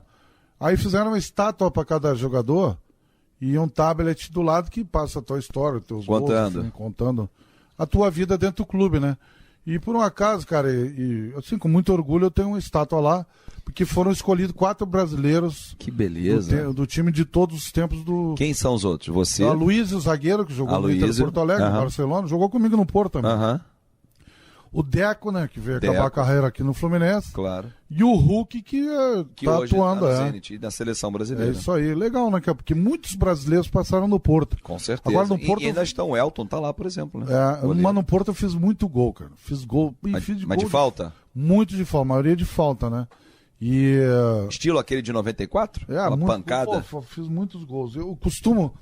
Às vezes eu brinco com o Jorge Mendes, que é o maior empresário do mundo, é um grande amigo meu que eu conheci em Portugal. E outro dia ele jogou Sport Chelsea. Outro dia não, acho que foi ano passado na Champions League. Na Champions, E eles estavam em Lisboa. E ele me ligou falar com o Mourinho. O Mourinho é meu amigo, né? Conheci no Porto também. Tá passando o início de campeonato inglês lá apertado, hein? E eu dizia assim, a minha fase era tão boa no Porto que vestiário em Portugal é chamado de balneário, né? Balneário. E eu dizia assim, eu chutava a bola, o gajo, do dentro do balneário e a bola entrava. Quando a fase é boa, aí eu dizia assim, e toda a falta que eu ia bater... Os caras fugiam da barreira. O meu treinador era o Arthur Jorge, lembra? Lembro, foi treinador? Lembro. Tinha um bigodão. Um bigodão. Da seleção portuguesa, do Porto, enfim. E a hora que eu ia bater a falta, normalmente a barreira fica virada pra bola, né? Protegendo o rosto, Países Baixos. Isso, Países Baixos e tal. E quando eu ia bater, os caras, em vez de ficar virado pra bola, viravam pro gol. Pra ver o gol? Eu digo, mas por que esses caras não querem perder o gol? Não querem perder o gol? E aí você corria e abraçava o pessoal da barreira na comemoração? Abraçava. Tinha que dar um tapinha ali, valeu galera ali. Não, fiz muitos gols lá em Portugal de falta, no Genoa, na Itália também. Mas Qual foi a tua melhor fase na Europa? Foi no Porto? Porto, Genoa também. Genoa, né? Você vai do Brecha pro Porto e volta pro Genoa ou não? Isso aí. É isso, né? E aí o Middlesbrough... Depois que eu voltei pro Brasil, eu voltei pra Europa. Aí você volta pro Brasil, e depois você volta pra lá. Aí voltei pra Europa, tava no Inter de Porto Alegre, aí fui pro Middlesbrough, que é uma cidade Foi depois fria, do do lado de Newcastle, norte da Inglaterra, lá perto da Escócia. Foi depois ou com o Juninho? E depois tem uma história pra ele me contar de uma folga que eu tive com o Juninho Paulista. A gente foi pra Edimburgo. Que todo mundo que acha que a capital da Escócia é Glasgow, não é? Né? É Edimburgo. Brancão, vamos navegar pela Inglaterra, Escócia, que o senhor prometeu falar desses países. A Inglaterra, o inverno, meu amigo... Rigoroso, né? Nossa senhora, 15 abaixo, 10, 12. O pensamento fica pequenininho. Aí eu fui pra lá com o Juninho Paulista e o Emerson, lembra do Emerson? Lembro. E jogou no Flamengo, Porto, Atlético de Madrid... O cara maravilhoso também. Fez carreira fora, na verdade. Fez carreira, um grande cabeçado, o Emerson. E aí teve uma folga lá, tipo, essa data FIFA aí. Parou o campeonato e eu tinha um carro que o clube me deu lá, um Volvo Station Wagon, turbo e tal. Sim. Só que lá é mão inglesa, né? Lá direita, né? Você dirige... Sim, é o contrário. E aí eu tava sozinho. Minha mulher tinha vindo do Brasil e o Juninho morava com o seu Oswaldo, o pai dele, a mãe e a irmã, e nós, vamos dar um passeio a Edimburgo. Eu não conhecia a capital da Escócia, eu conhecia Glasgow, Sim. Que eu tinha ido jogar com a seleção amistoso contra a Escócia em Glasgow, né? Que é uma cidade até muito bonita. E estamos indo e aquele dia escuro, sabe, típico inglês? Nubladão. E o meu carro era turbo e o Juninho pisando e pisando. Ele que tava dirigindo? Ele dirigindo, ele queria dirigir para testar o meu carro. Ah, é? E nós na estrada e ele mandando muito, né? E era flash. Eu digo, Juninho, tem algum paparazzi atrás da gente. Diz o pai dele, paparazzi nada, é uma multa atrás da outra. Tinha radar pra caramba na estrada. Estavam sendo fotografados pelo governo, tomando multa. Brincadeira. E quantas multas tomou, você lembra? Cara, não sei quantas multas tomei, mas eu digo assim, pelo amor, os caras do clube vão ficar doidos. E era radar, porque tava meio escuro. Só viu o flash dele. Isso aí, tá entendendo? Aí o Juninho naquele Volvo... turbinada, desceu o pezinho ali. Agora a família dele maravilhosa, ele é um garoto maravilhoso. Hoje é comando Ituano, né? Hoje é o presidente do Ituano, o cara né? que manda aprender. Há 6 anos que ele tá lá comandando já. E o Juninho arrebentou no Middlesbrough, né? Você foi depois dele? Middlesbrough, que foi o time com o nosso querido atacante e goleador Afonso foi vendido. Lembra que o Dunga convocou o Afonso? Ele tava no Herenveen. Depois foi pra lá, né? Pô, que memória que tu tem. Rapaz, Herenveen. Foi o time que ele fez 6, 7 gols num jogo. Isso, aí chamou a atenção do nosso possante Dunga. Você foi antes ou depois, Juninho? Você não me respondeu ainda. Não, eu joguei com ele. Não, mas o Juninho estava lá? Já estava lá. E quando você recebeu a proposta? E o treinador é o Brian Robson, que era o meia da seleção inglesa, do Manchester United, lembra? Lembro dele. Ele e o Vivi Anderson eram... Mas você foi jogar no meio lá, não foi? Ou foi pela lateral? Meio, na lateral. Na realidade, eu joguei mais no meio do que lateral. Na realidade, eu joguei pouco lá. Não joguei muito. Por que jogou pouco? Joguei pouco, eu não me adaptei lá. Não? Não. Dirigir do lado direito na tua praia? Não é minha praia, não. O futebol lá não tem... na minha época... Era muita bola em cima, né? Isso aí. Muita bola longa. Não, e hoje não, o futebol inglês mudou muito. Mudou muito a característica, joga muito embaixo. Muito embaixo, bola no chão. Quando tem a bola aérea é um lançamento, não é aquele chuveiro. Agora foi uma experiência maravilhosa, no sentido assim de morar na Inglaterra, um país assim... E os pubs, o senhor visitou? A pub é um monte. Conhece todos? E lá eles são apaixonados pela tal de Guinness, né? Uma cerveja escura que tem. Que eu acho que é irlandês. Aí o senhor fez sacrifício, experimentou. Agora foi um país assim, sensacional. E depois, chegando na Escócia, foi uma outra surpresa, né? No shopping, que eu reencontrei. Eu acho que eu vou contar Depois. Quer depois? Um beijo no coração de todos. Então, fechado. Esse é o Canhão do Tetra com Branco. Canhão do Tetra com Branco. Esse é o Canhão do Tetra, mais um belo quadro aqui na Bradesco Esportes FM. E voltamos ao Rio de Janeiro para o Flamengo. Vamos ouvir a entrevista de Eduardo Bandeira de Melo com Elias Júnior, aqui na Rádio do Seu Esporte. Agora deixa eu dar um bom dia muito especial, uma boa tarde muito especial a esse que foi não só entrevistado meu amigo da Atena, mas foi entrevistado também por mim logo às 9h pouco da manhã. É aniversário do nosso Muricy Ramalho, completa hoje 60 anos de idade, muito bem-vindos. Grande Muricy Ramalho, e eu conversei com o Muricy logo às 9h pouco da manhã e quis separar alguns trechos para vocês entenderem o porquê estou cravando Muricy Ramalho no Clube de Regatas do Flamengo. Alô, Muricy! Acordei bem, acho que fazendo uma retrospectiva da minha vida está sendo muito boa.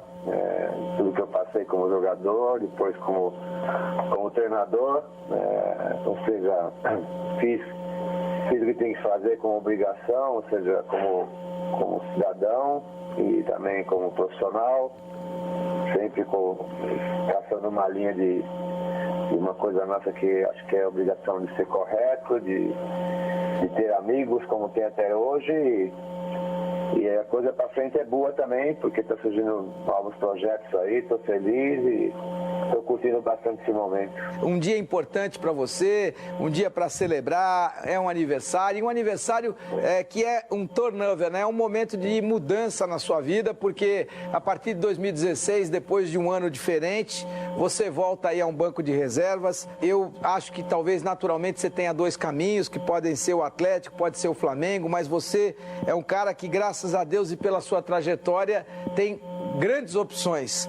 Você já pensou qual é a que está mais próxima de você nesse momento, Muricy? É verdade, apareceram, graças a Deus, grandes opções, realmente, né? Mas é tudo foi deixando muito natural as coisas do que eu penso em relação a isso, ou seja, de não conversar e não abrir mão, apesar que no futebol isso não é correto, não é normal, de não abrir mão de respeitar o treinador que estava no lugar.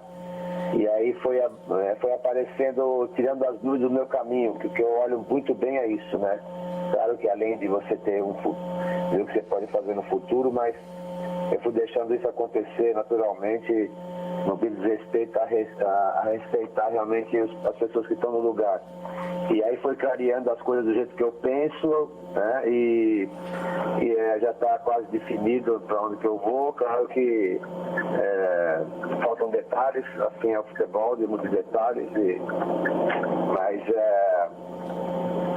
vou escolher um lugar que eu possa contribuir mais que outros, a verdade é essa, porque eu estou em outra fase da minha vida profissional. Então é isso, já está definido, só que ainda tem mais um jogo no Campeonato Brasileiro, a gente tem que respeitar isso, mas já está praticamente escolhido o lugar que eu vou. E nós estamos felizes por você, que este novo ciclo ele seja muito florido, de boas energias, de ótimos fluidos, de grandes realizações, de muita saúde, de muita união familiar, e eu tenho certeza que o trabalho virá depois de tudo isso e virá habitualmente com a competência, com a dedicação de sempre. Meu caro Muricy, muito obrigado pela atenção e boa sorte, viu? Eu que agradeço a oportunidade, Eli. Obrigado aí pelo parabéns, pelo bom dia e bom programa para vocês aí. Até mais. Esse é o Bandeira de Melo com o Elias Júnior, no Elias Júnior na Bola, programa que vai ao ar ao meio-dia na Bradesco Esporte São Paulo.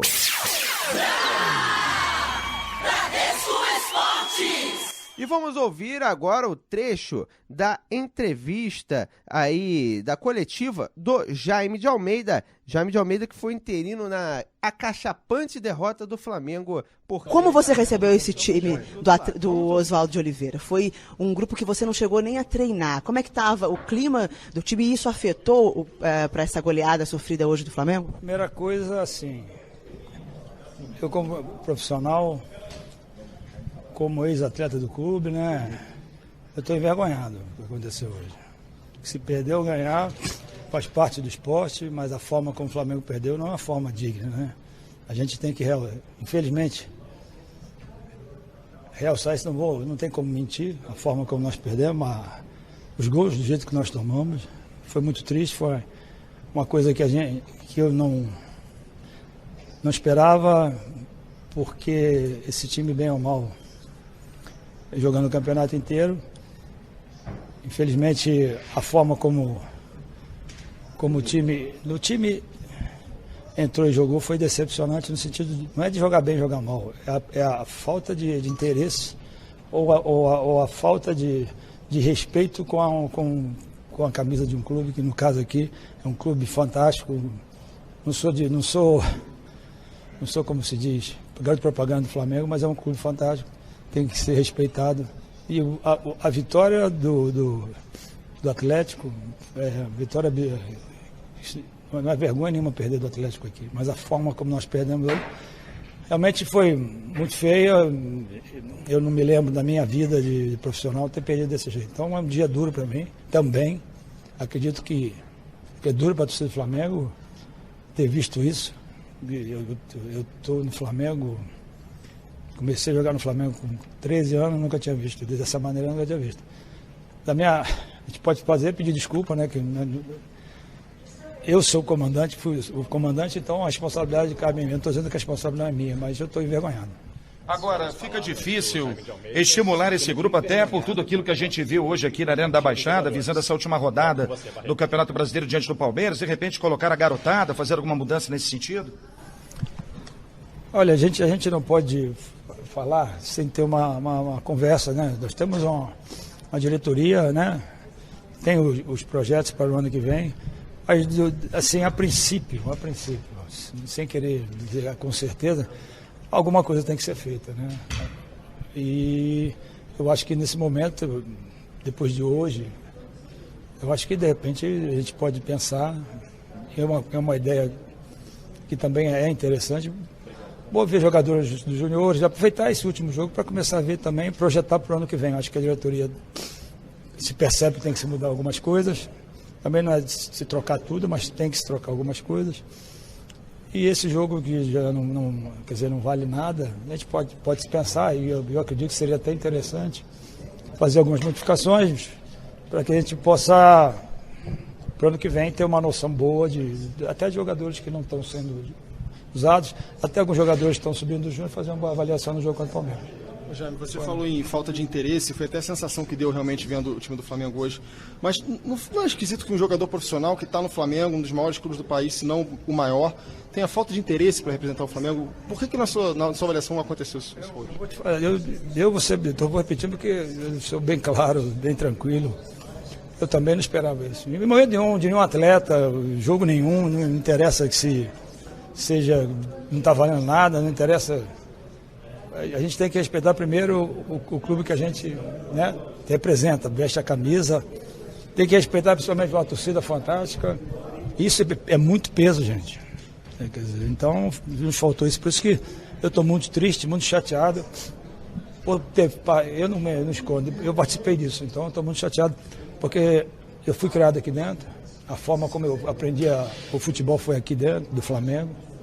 E a principal coisa que a gente aprendeu aqui é luta, é garra, e hoje faltou... Esse é o Jaime de Almeida, aqui na Bradesco Esportes FM, a rádio do seu esporte. E vamos ouvir agora o Marcos Assunção no Craque a Fera. Ele falou sobre a final da Copa do Brasil, já projetando o segundo confronto, dentre outros assuntos. Vamos ouvir. Atena, aqui está em aberto, porque aqui vão ser 40 mil torcedores, né, Alex? O estádio vai estar lotado. 40.001, que o Alex vai estar lá. Eu não arrumei ingresso, vai ser uma pressão muito grande em cima do Santos, mas o Santos tem jogadores muito habilidosos. O ataque do Santos é muito rápido.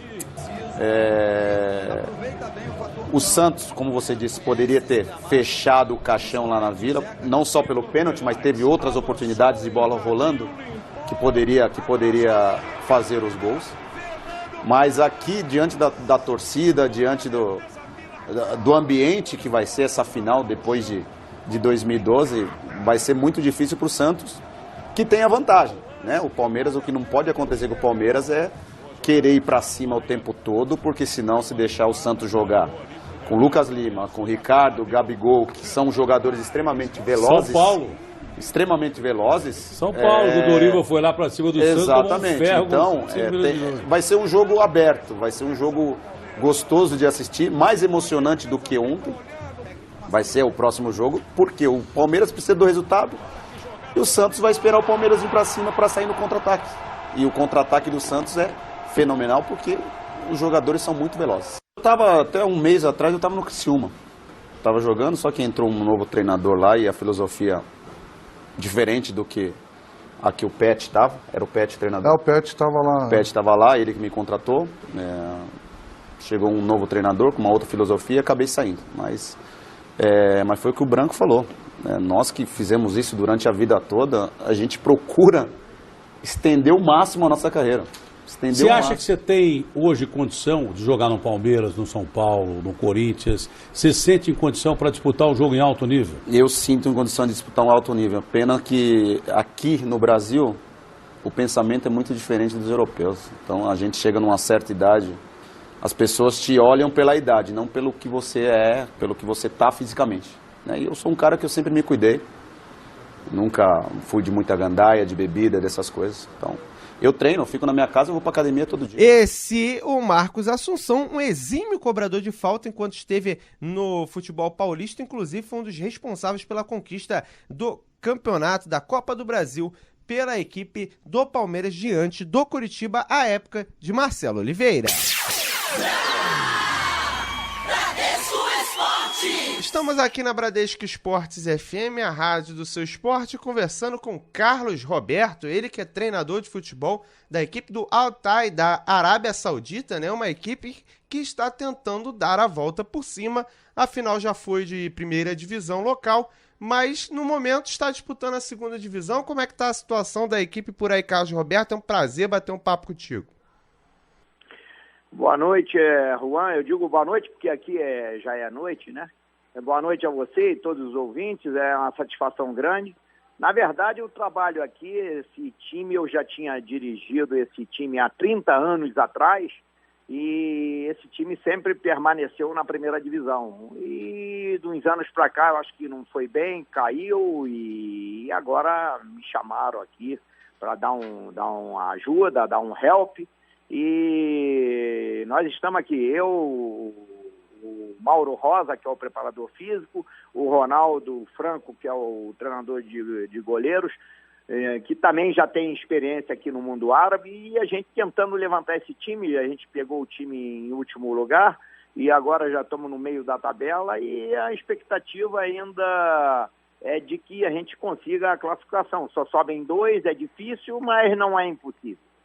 Não é impossível, e um salto da última colocação para entrar na disputa já é um grande feito, né, Carlos Roberto? Não é qualquer time que consegue uma arrancada, como por exemplo, até para o torcedor entender, como aconteceu com o Flamengo aqui, que era zona de rebaixamento, de repente foi lá para cima e conseguiu inclusive o título, né? É verdade, é verdade. A gente está trabalhando e trabalhando bastante. A gente, na verdade, não pegou uma situação muito boa, porque o time não tinha feito uma pré-temporada realmente programada, organizada, enfim, estava montando ainda o time. A gente tem muitas carências, mas na verdade é com muito trabalho, muita luta, muita dedicação, a gente está colocando as coisas nos eixos. Agora, eu queria que você falasse um pouco sobre essa equipe, né? Você pegar uma equipe 30 anos depois de ter tido uma primeira passagem, creio que você encontrou as coisas totalmente diferentes, né? Queria que você contasse como é que é essa experiência, né? Ser solicitado 30 anos depois. É verdade, eles lembraram muito do trabalho que ficou, né? Na verdade, há 30 anos atrás nós tínhamos muito mais dificuldades, porque esse time aqui ainda tinha um campo de terra, hoje já tem um campo de grama e daqui a um mês já vai para o seu estádio novo. Todos os clubes, grandes e médios e até pequenos, já tem estádios até próprios, e isso vai facilitar muito.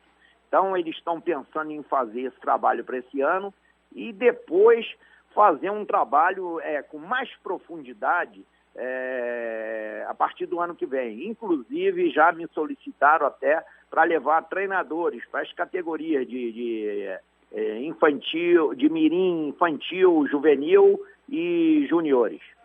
Me chama a atenção esse tipo de situação, porque parece muito com o que está acontecendo, por exemplo, com o Luxemburgo, lá no Tianjin, né? A equipe que ele foi dirigir na 2ª divisão da China, que é uma equipe que quer ser emergente, ela quer crescer, mas quer começar do certo, quer ter toda uma estrutura formada, mais ou menos igual acontece com o Alexandre Gama lá no Buriram United, que toda a categoria de base tem treinadores brasileiros, tem uma galera por trás.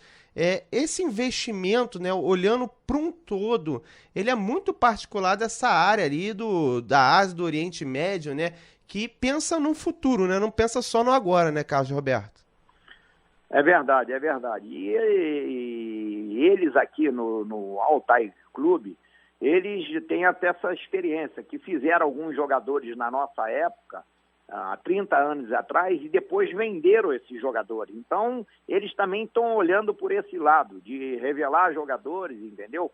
Para suas equipes, né? E também, no caso de negociação, você sabe que hoje o futebol virou business, então eles também não estão acompanhando a evolução, a globalização, e isso é que a gente está também trabalhando e mostrando o que a gente tem que fazer para poder ajudá-los.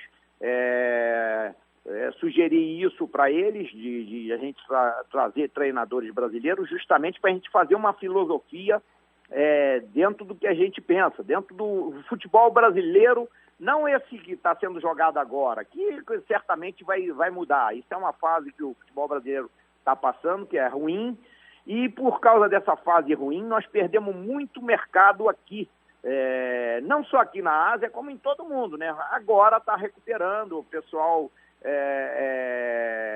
sabedor de que aquele desastre que nós tivemos contra a Alemanha, isso refletiu muito, isso faz parte do futebol, apesar de que para nós brasileiros realmente foi um trauma muito grande, coisas que a gente não está acostumado, porque nós estamos acostumados a dar goleada, não levar goleada. Isso realmente refletiu aqui no mercado, aqui fora, e por isso mesmo não tantos brasileiros trabalhando por aqui.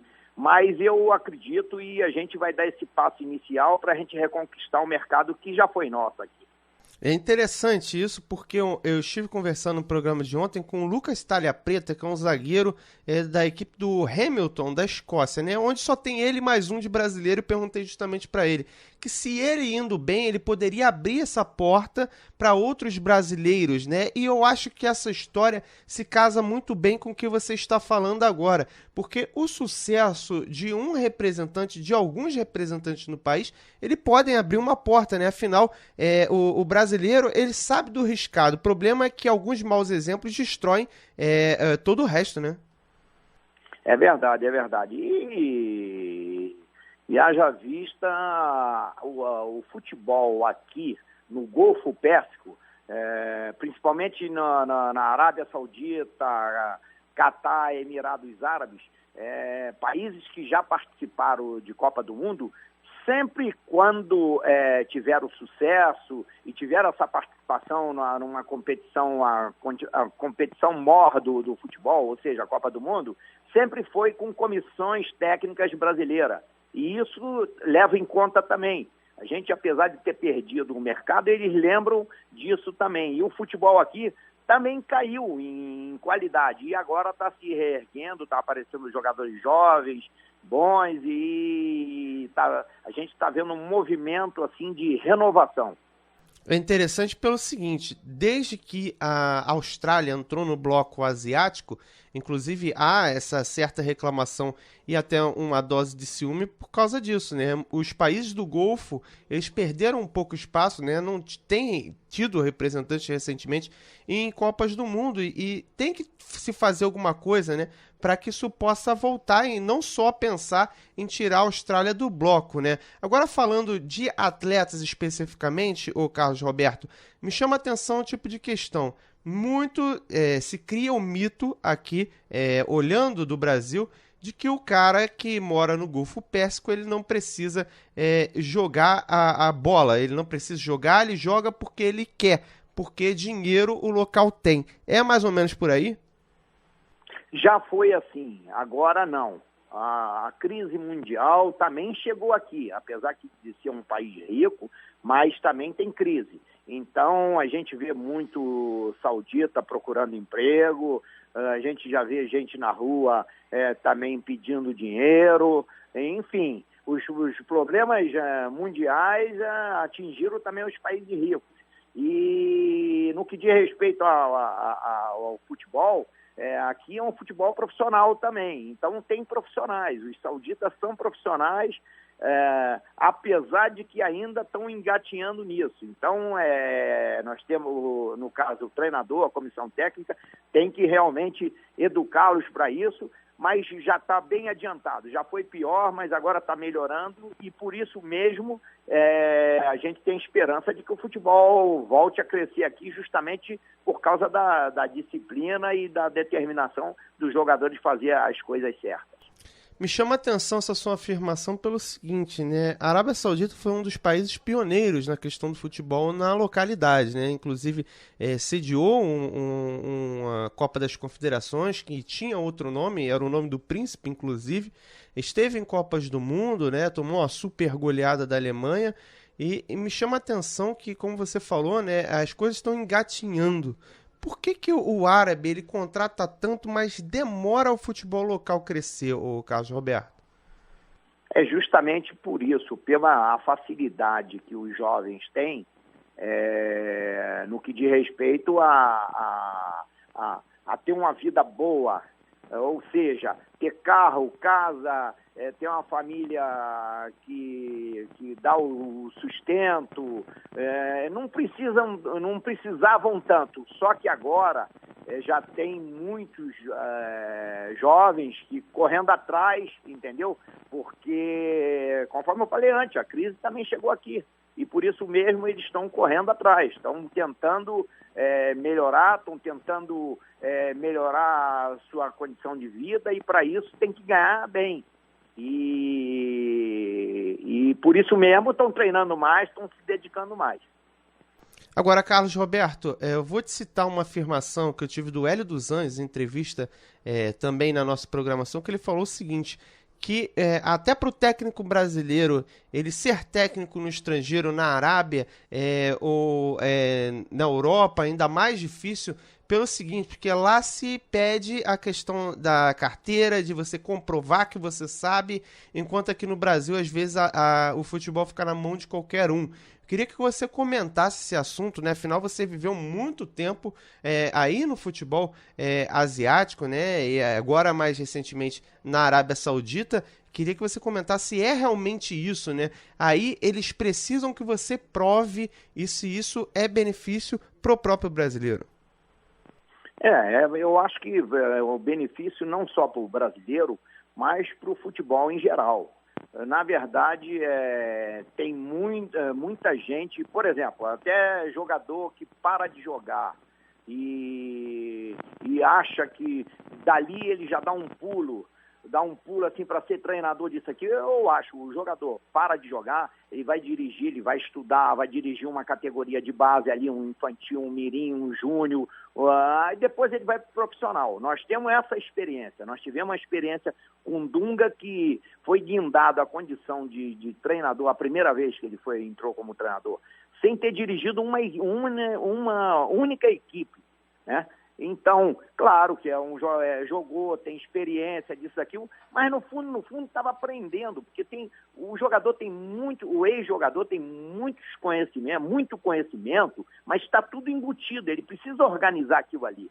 Para organizar aquilo, tudo que ele sabe, ele precisa trabalhar, estudar, numa outra categoria, não ser guindado assim ao primeiro time, uma seleção nacional, que é uma responsabilidade muito grande.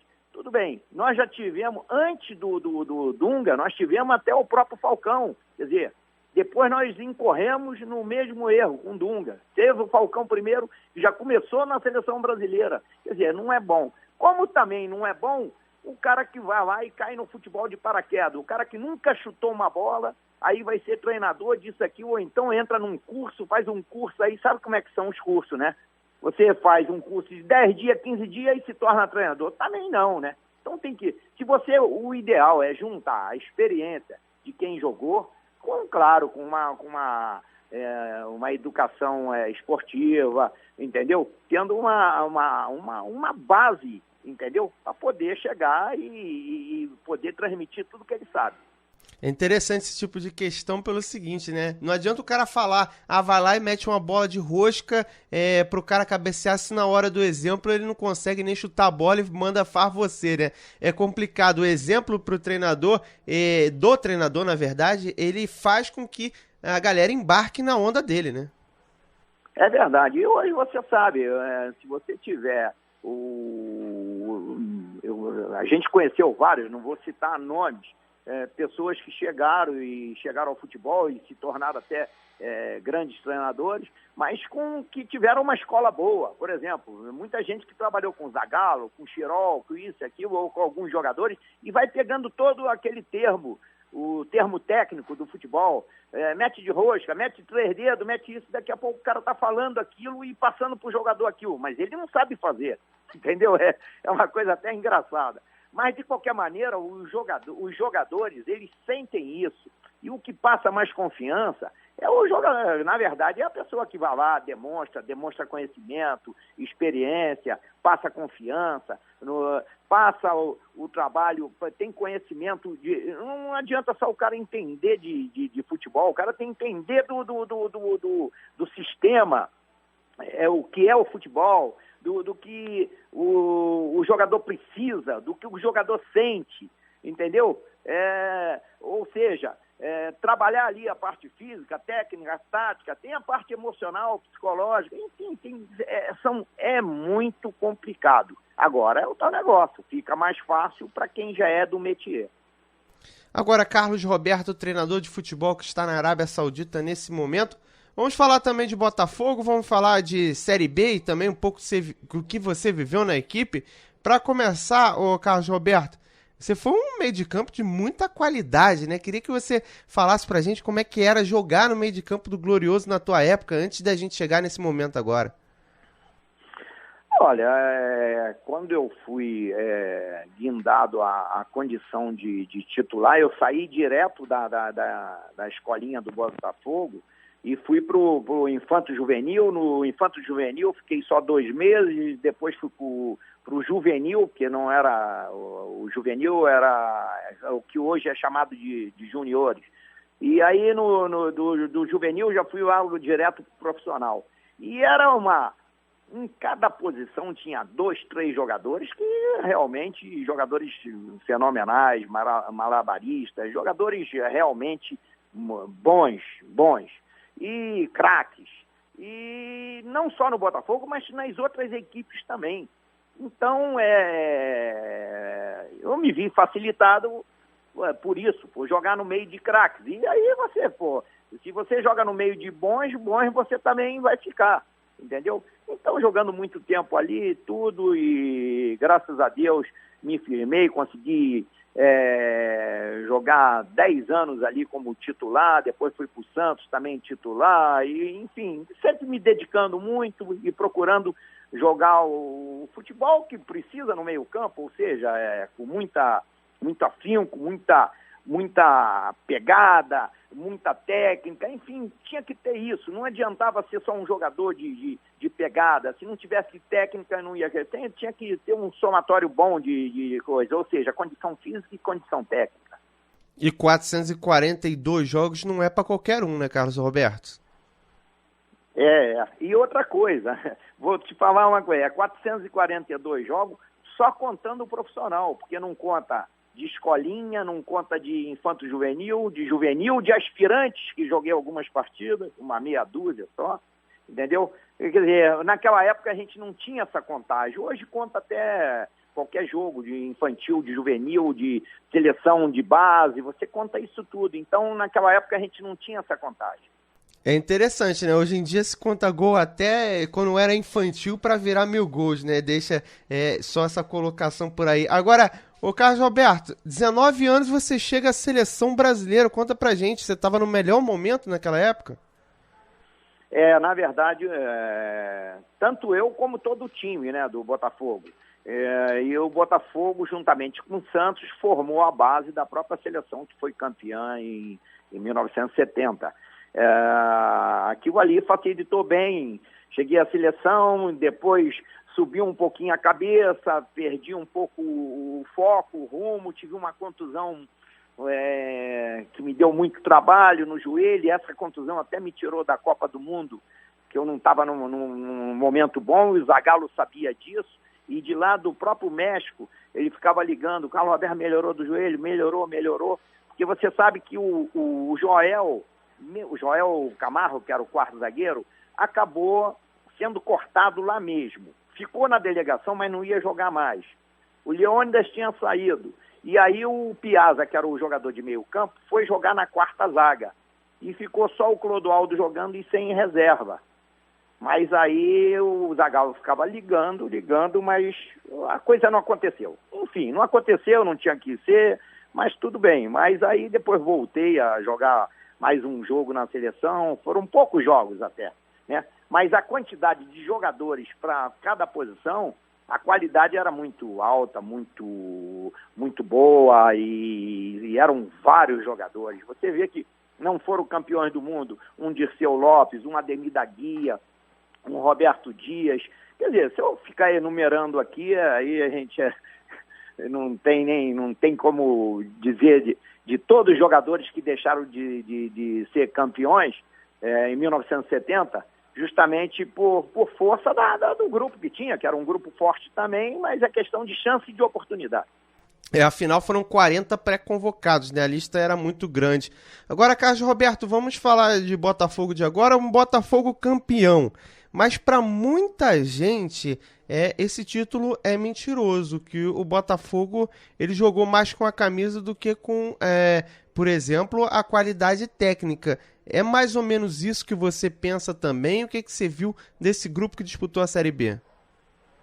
Eu acho que todos estão pensando da mesma maneira. Na verdade, o Botafogo, pela sua tradição, requer um time mais forte, um time que imponha respeito, um time que a torcida confie para voltar a encher os estádios. Precisa melhorar na qualidade, justamente porque vai pegar agora equipes mais fortes na Série A, né? E por isso mesmo tem que fazer a montagem de um elenco bom, equilibrado e que tenha jogadores que chame a torcida e que empolgue a torcida e que o time, entendeu, possa ser o Botafogo dos áureos tempos. E por isso mesmo, na verdade, esses jogadores se esforçaram bastante, conseguiram o título aí da segunda divisão, né, da Série B, e tudo bem, então de parabéns disso aqui, alguns podem ser aproveitados e outros, na verdade, vão jogar. Você sabe que tem jogador que nasceu para jogar na Série A, jogador para a Série B, jogador para a Série C, isso existe, a qualidade é qualidade. Na verdade, o Botafogo, pela sua tradição, pelo seu nome, para voltar a ser o que é o Botafogo. Então, para isso mesmo, tem que reforçar e reforçar bem sua equipe. E o primeiro reforço que está se falando é um equatoriano, o Lareia, que teria abdicado do dinheiro em cash para poder vir a atuar no Botafogo. É um começo bom, como se começar com esse tipo de nome, ou deveria se pensar em outros nomes? Já se falou de Camilo, da Chapecoense. Eu queria que você respondesse isso. E mais uma coisa, desse elenco, colocando a guilhotina, quantos tem nível de Série A para jogar no Botafogo, se possível até os nomes deles? Olha, você sabe, eu já estou aqui, já vai para quase 3 meses, então 3 meses que eu não acompanhei esse final aí. Então fica difícil, porque tem jogadores que às vezes, de repente, aí no final da competição, se apresentou melhor, subiu de produção, dá até uma esperança, até fica com a esperança de ficar. Então, para mim, citar nome assim fica difícil. Agora, na verdade, o Botafogo, para montar o seu elenco, tem que fazer uma coisa equilibrada. Não adianta falar, aquele jogador ele é bom, traz. Aquele jogador ali é bom, traz. Vai trazendo o jogador assim, aleatoriamente. Isso não é bom. Tem que montar o time. A gente precisa do quê? Precisa de um meia-direita, um meia-esquerda. Esse é bom, esse dá um equilíbrio aqui. Os jogadores para combinar um com o outro, entendeu? Fazer a montagem de uma equipe, a montagem do elenco, do plantel, precisa realmente fazer uma coisa equilibrada, balanceada. E isso aí, naturalmente, o treinador, de repente é o Ricardo Gomes, e não sei se vai continuar ou não, ele naturalmente vai fazer isso, ele vai pegar o trabalho no início e aí vai ter mais facilidade em montar um grande time para o Botafogo. Agora, o Carlos Roberto, para finalizar o nosso papo, Botafogo ano que vem, 2016, dá para vislumbrar o quê de uma equipe que vem da Série B, né? Depois de um ano difícil, um ano bom, mas na Série B, e que chega como campeão. O último campeão foi o Joinville, disputou e foi o primeiro a cair. Não pode deixar isso se levar em conta. E o que dá para vislumbrar com esse Botafogo? Você acha que é possível uma reabilitação, quem sabe para virar igual aconteceu com o Corinthians, que hoje é ex-campeão e teve uma Série B nesse meio do caminho? Olha, o Botafogo, na verdade, vai ter que, diferentemente do Joinville, quer queira ou não, tem muito mais tradição. O Botafogo tem que procurar o seu caminho, o Botafogo, o seu lugar. O lugar do Botafogo é lá em cima, então tem que fazer para isso, tem que fazer um elenco bom, vai ter mais condições, vai ter mais, eu acredito que a verba lá do Botafogo deve subir agora na Série A, e arrumar bons patrocinadores e fazer o trabalho que tem que fazer aí para subir, para voltar ao lugar que o Botafogo nunca poderia ter deixado de ficar, né? Nunca poderia ter saído. Agora, nas categorias de base, o Manuel Renha vem fazendo um trabalho muito bom e aí vai ser o futuro do Botafogo. Agora, o presente já é agora, então o próximo ano aí que o Botafogo tem que procurar fazer uma boa equipe, uma equipe competitiva e melhorando sempre. Agora, contando também com esse trabalho para o futuro que está sendo feito lá nas categorias de base com o Manuel Renha.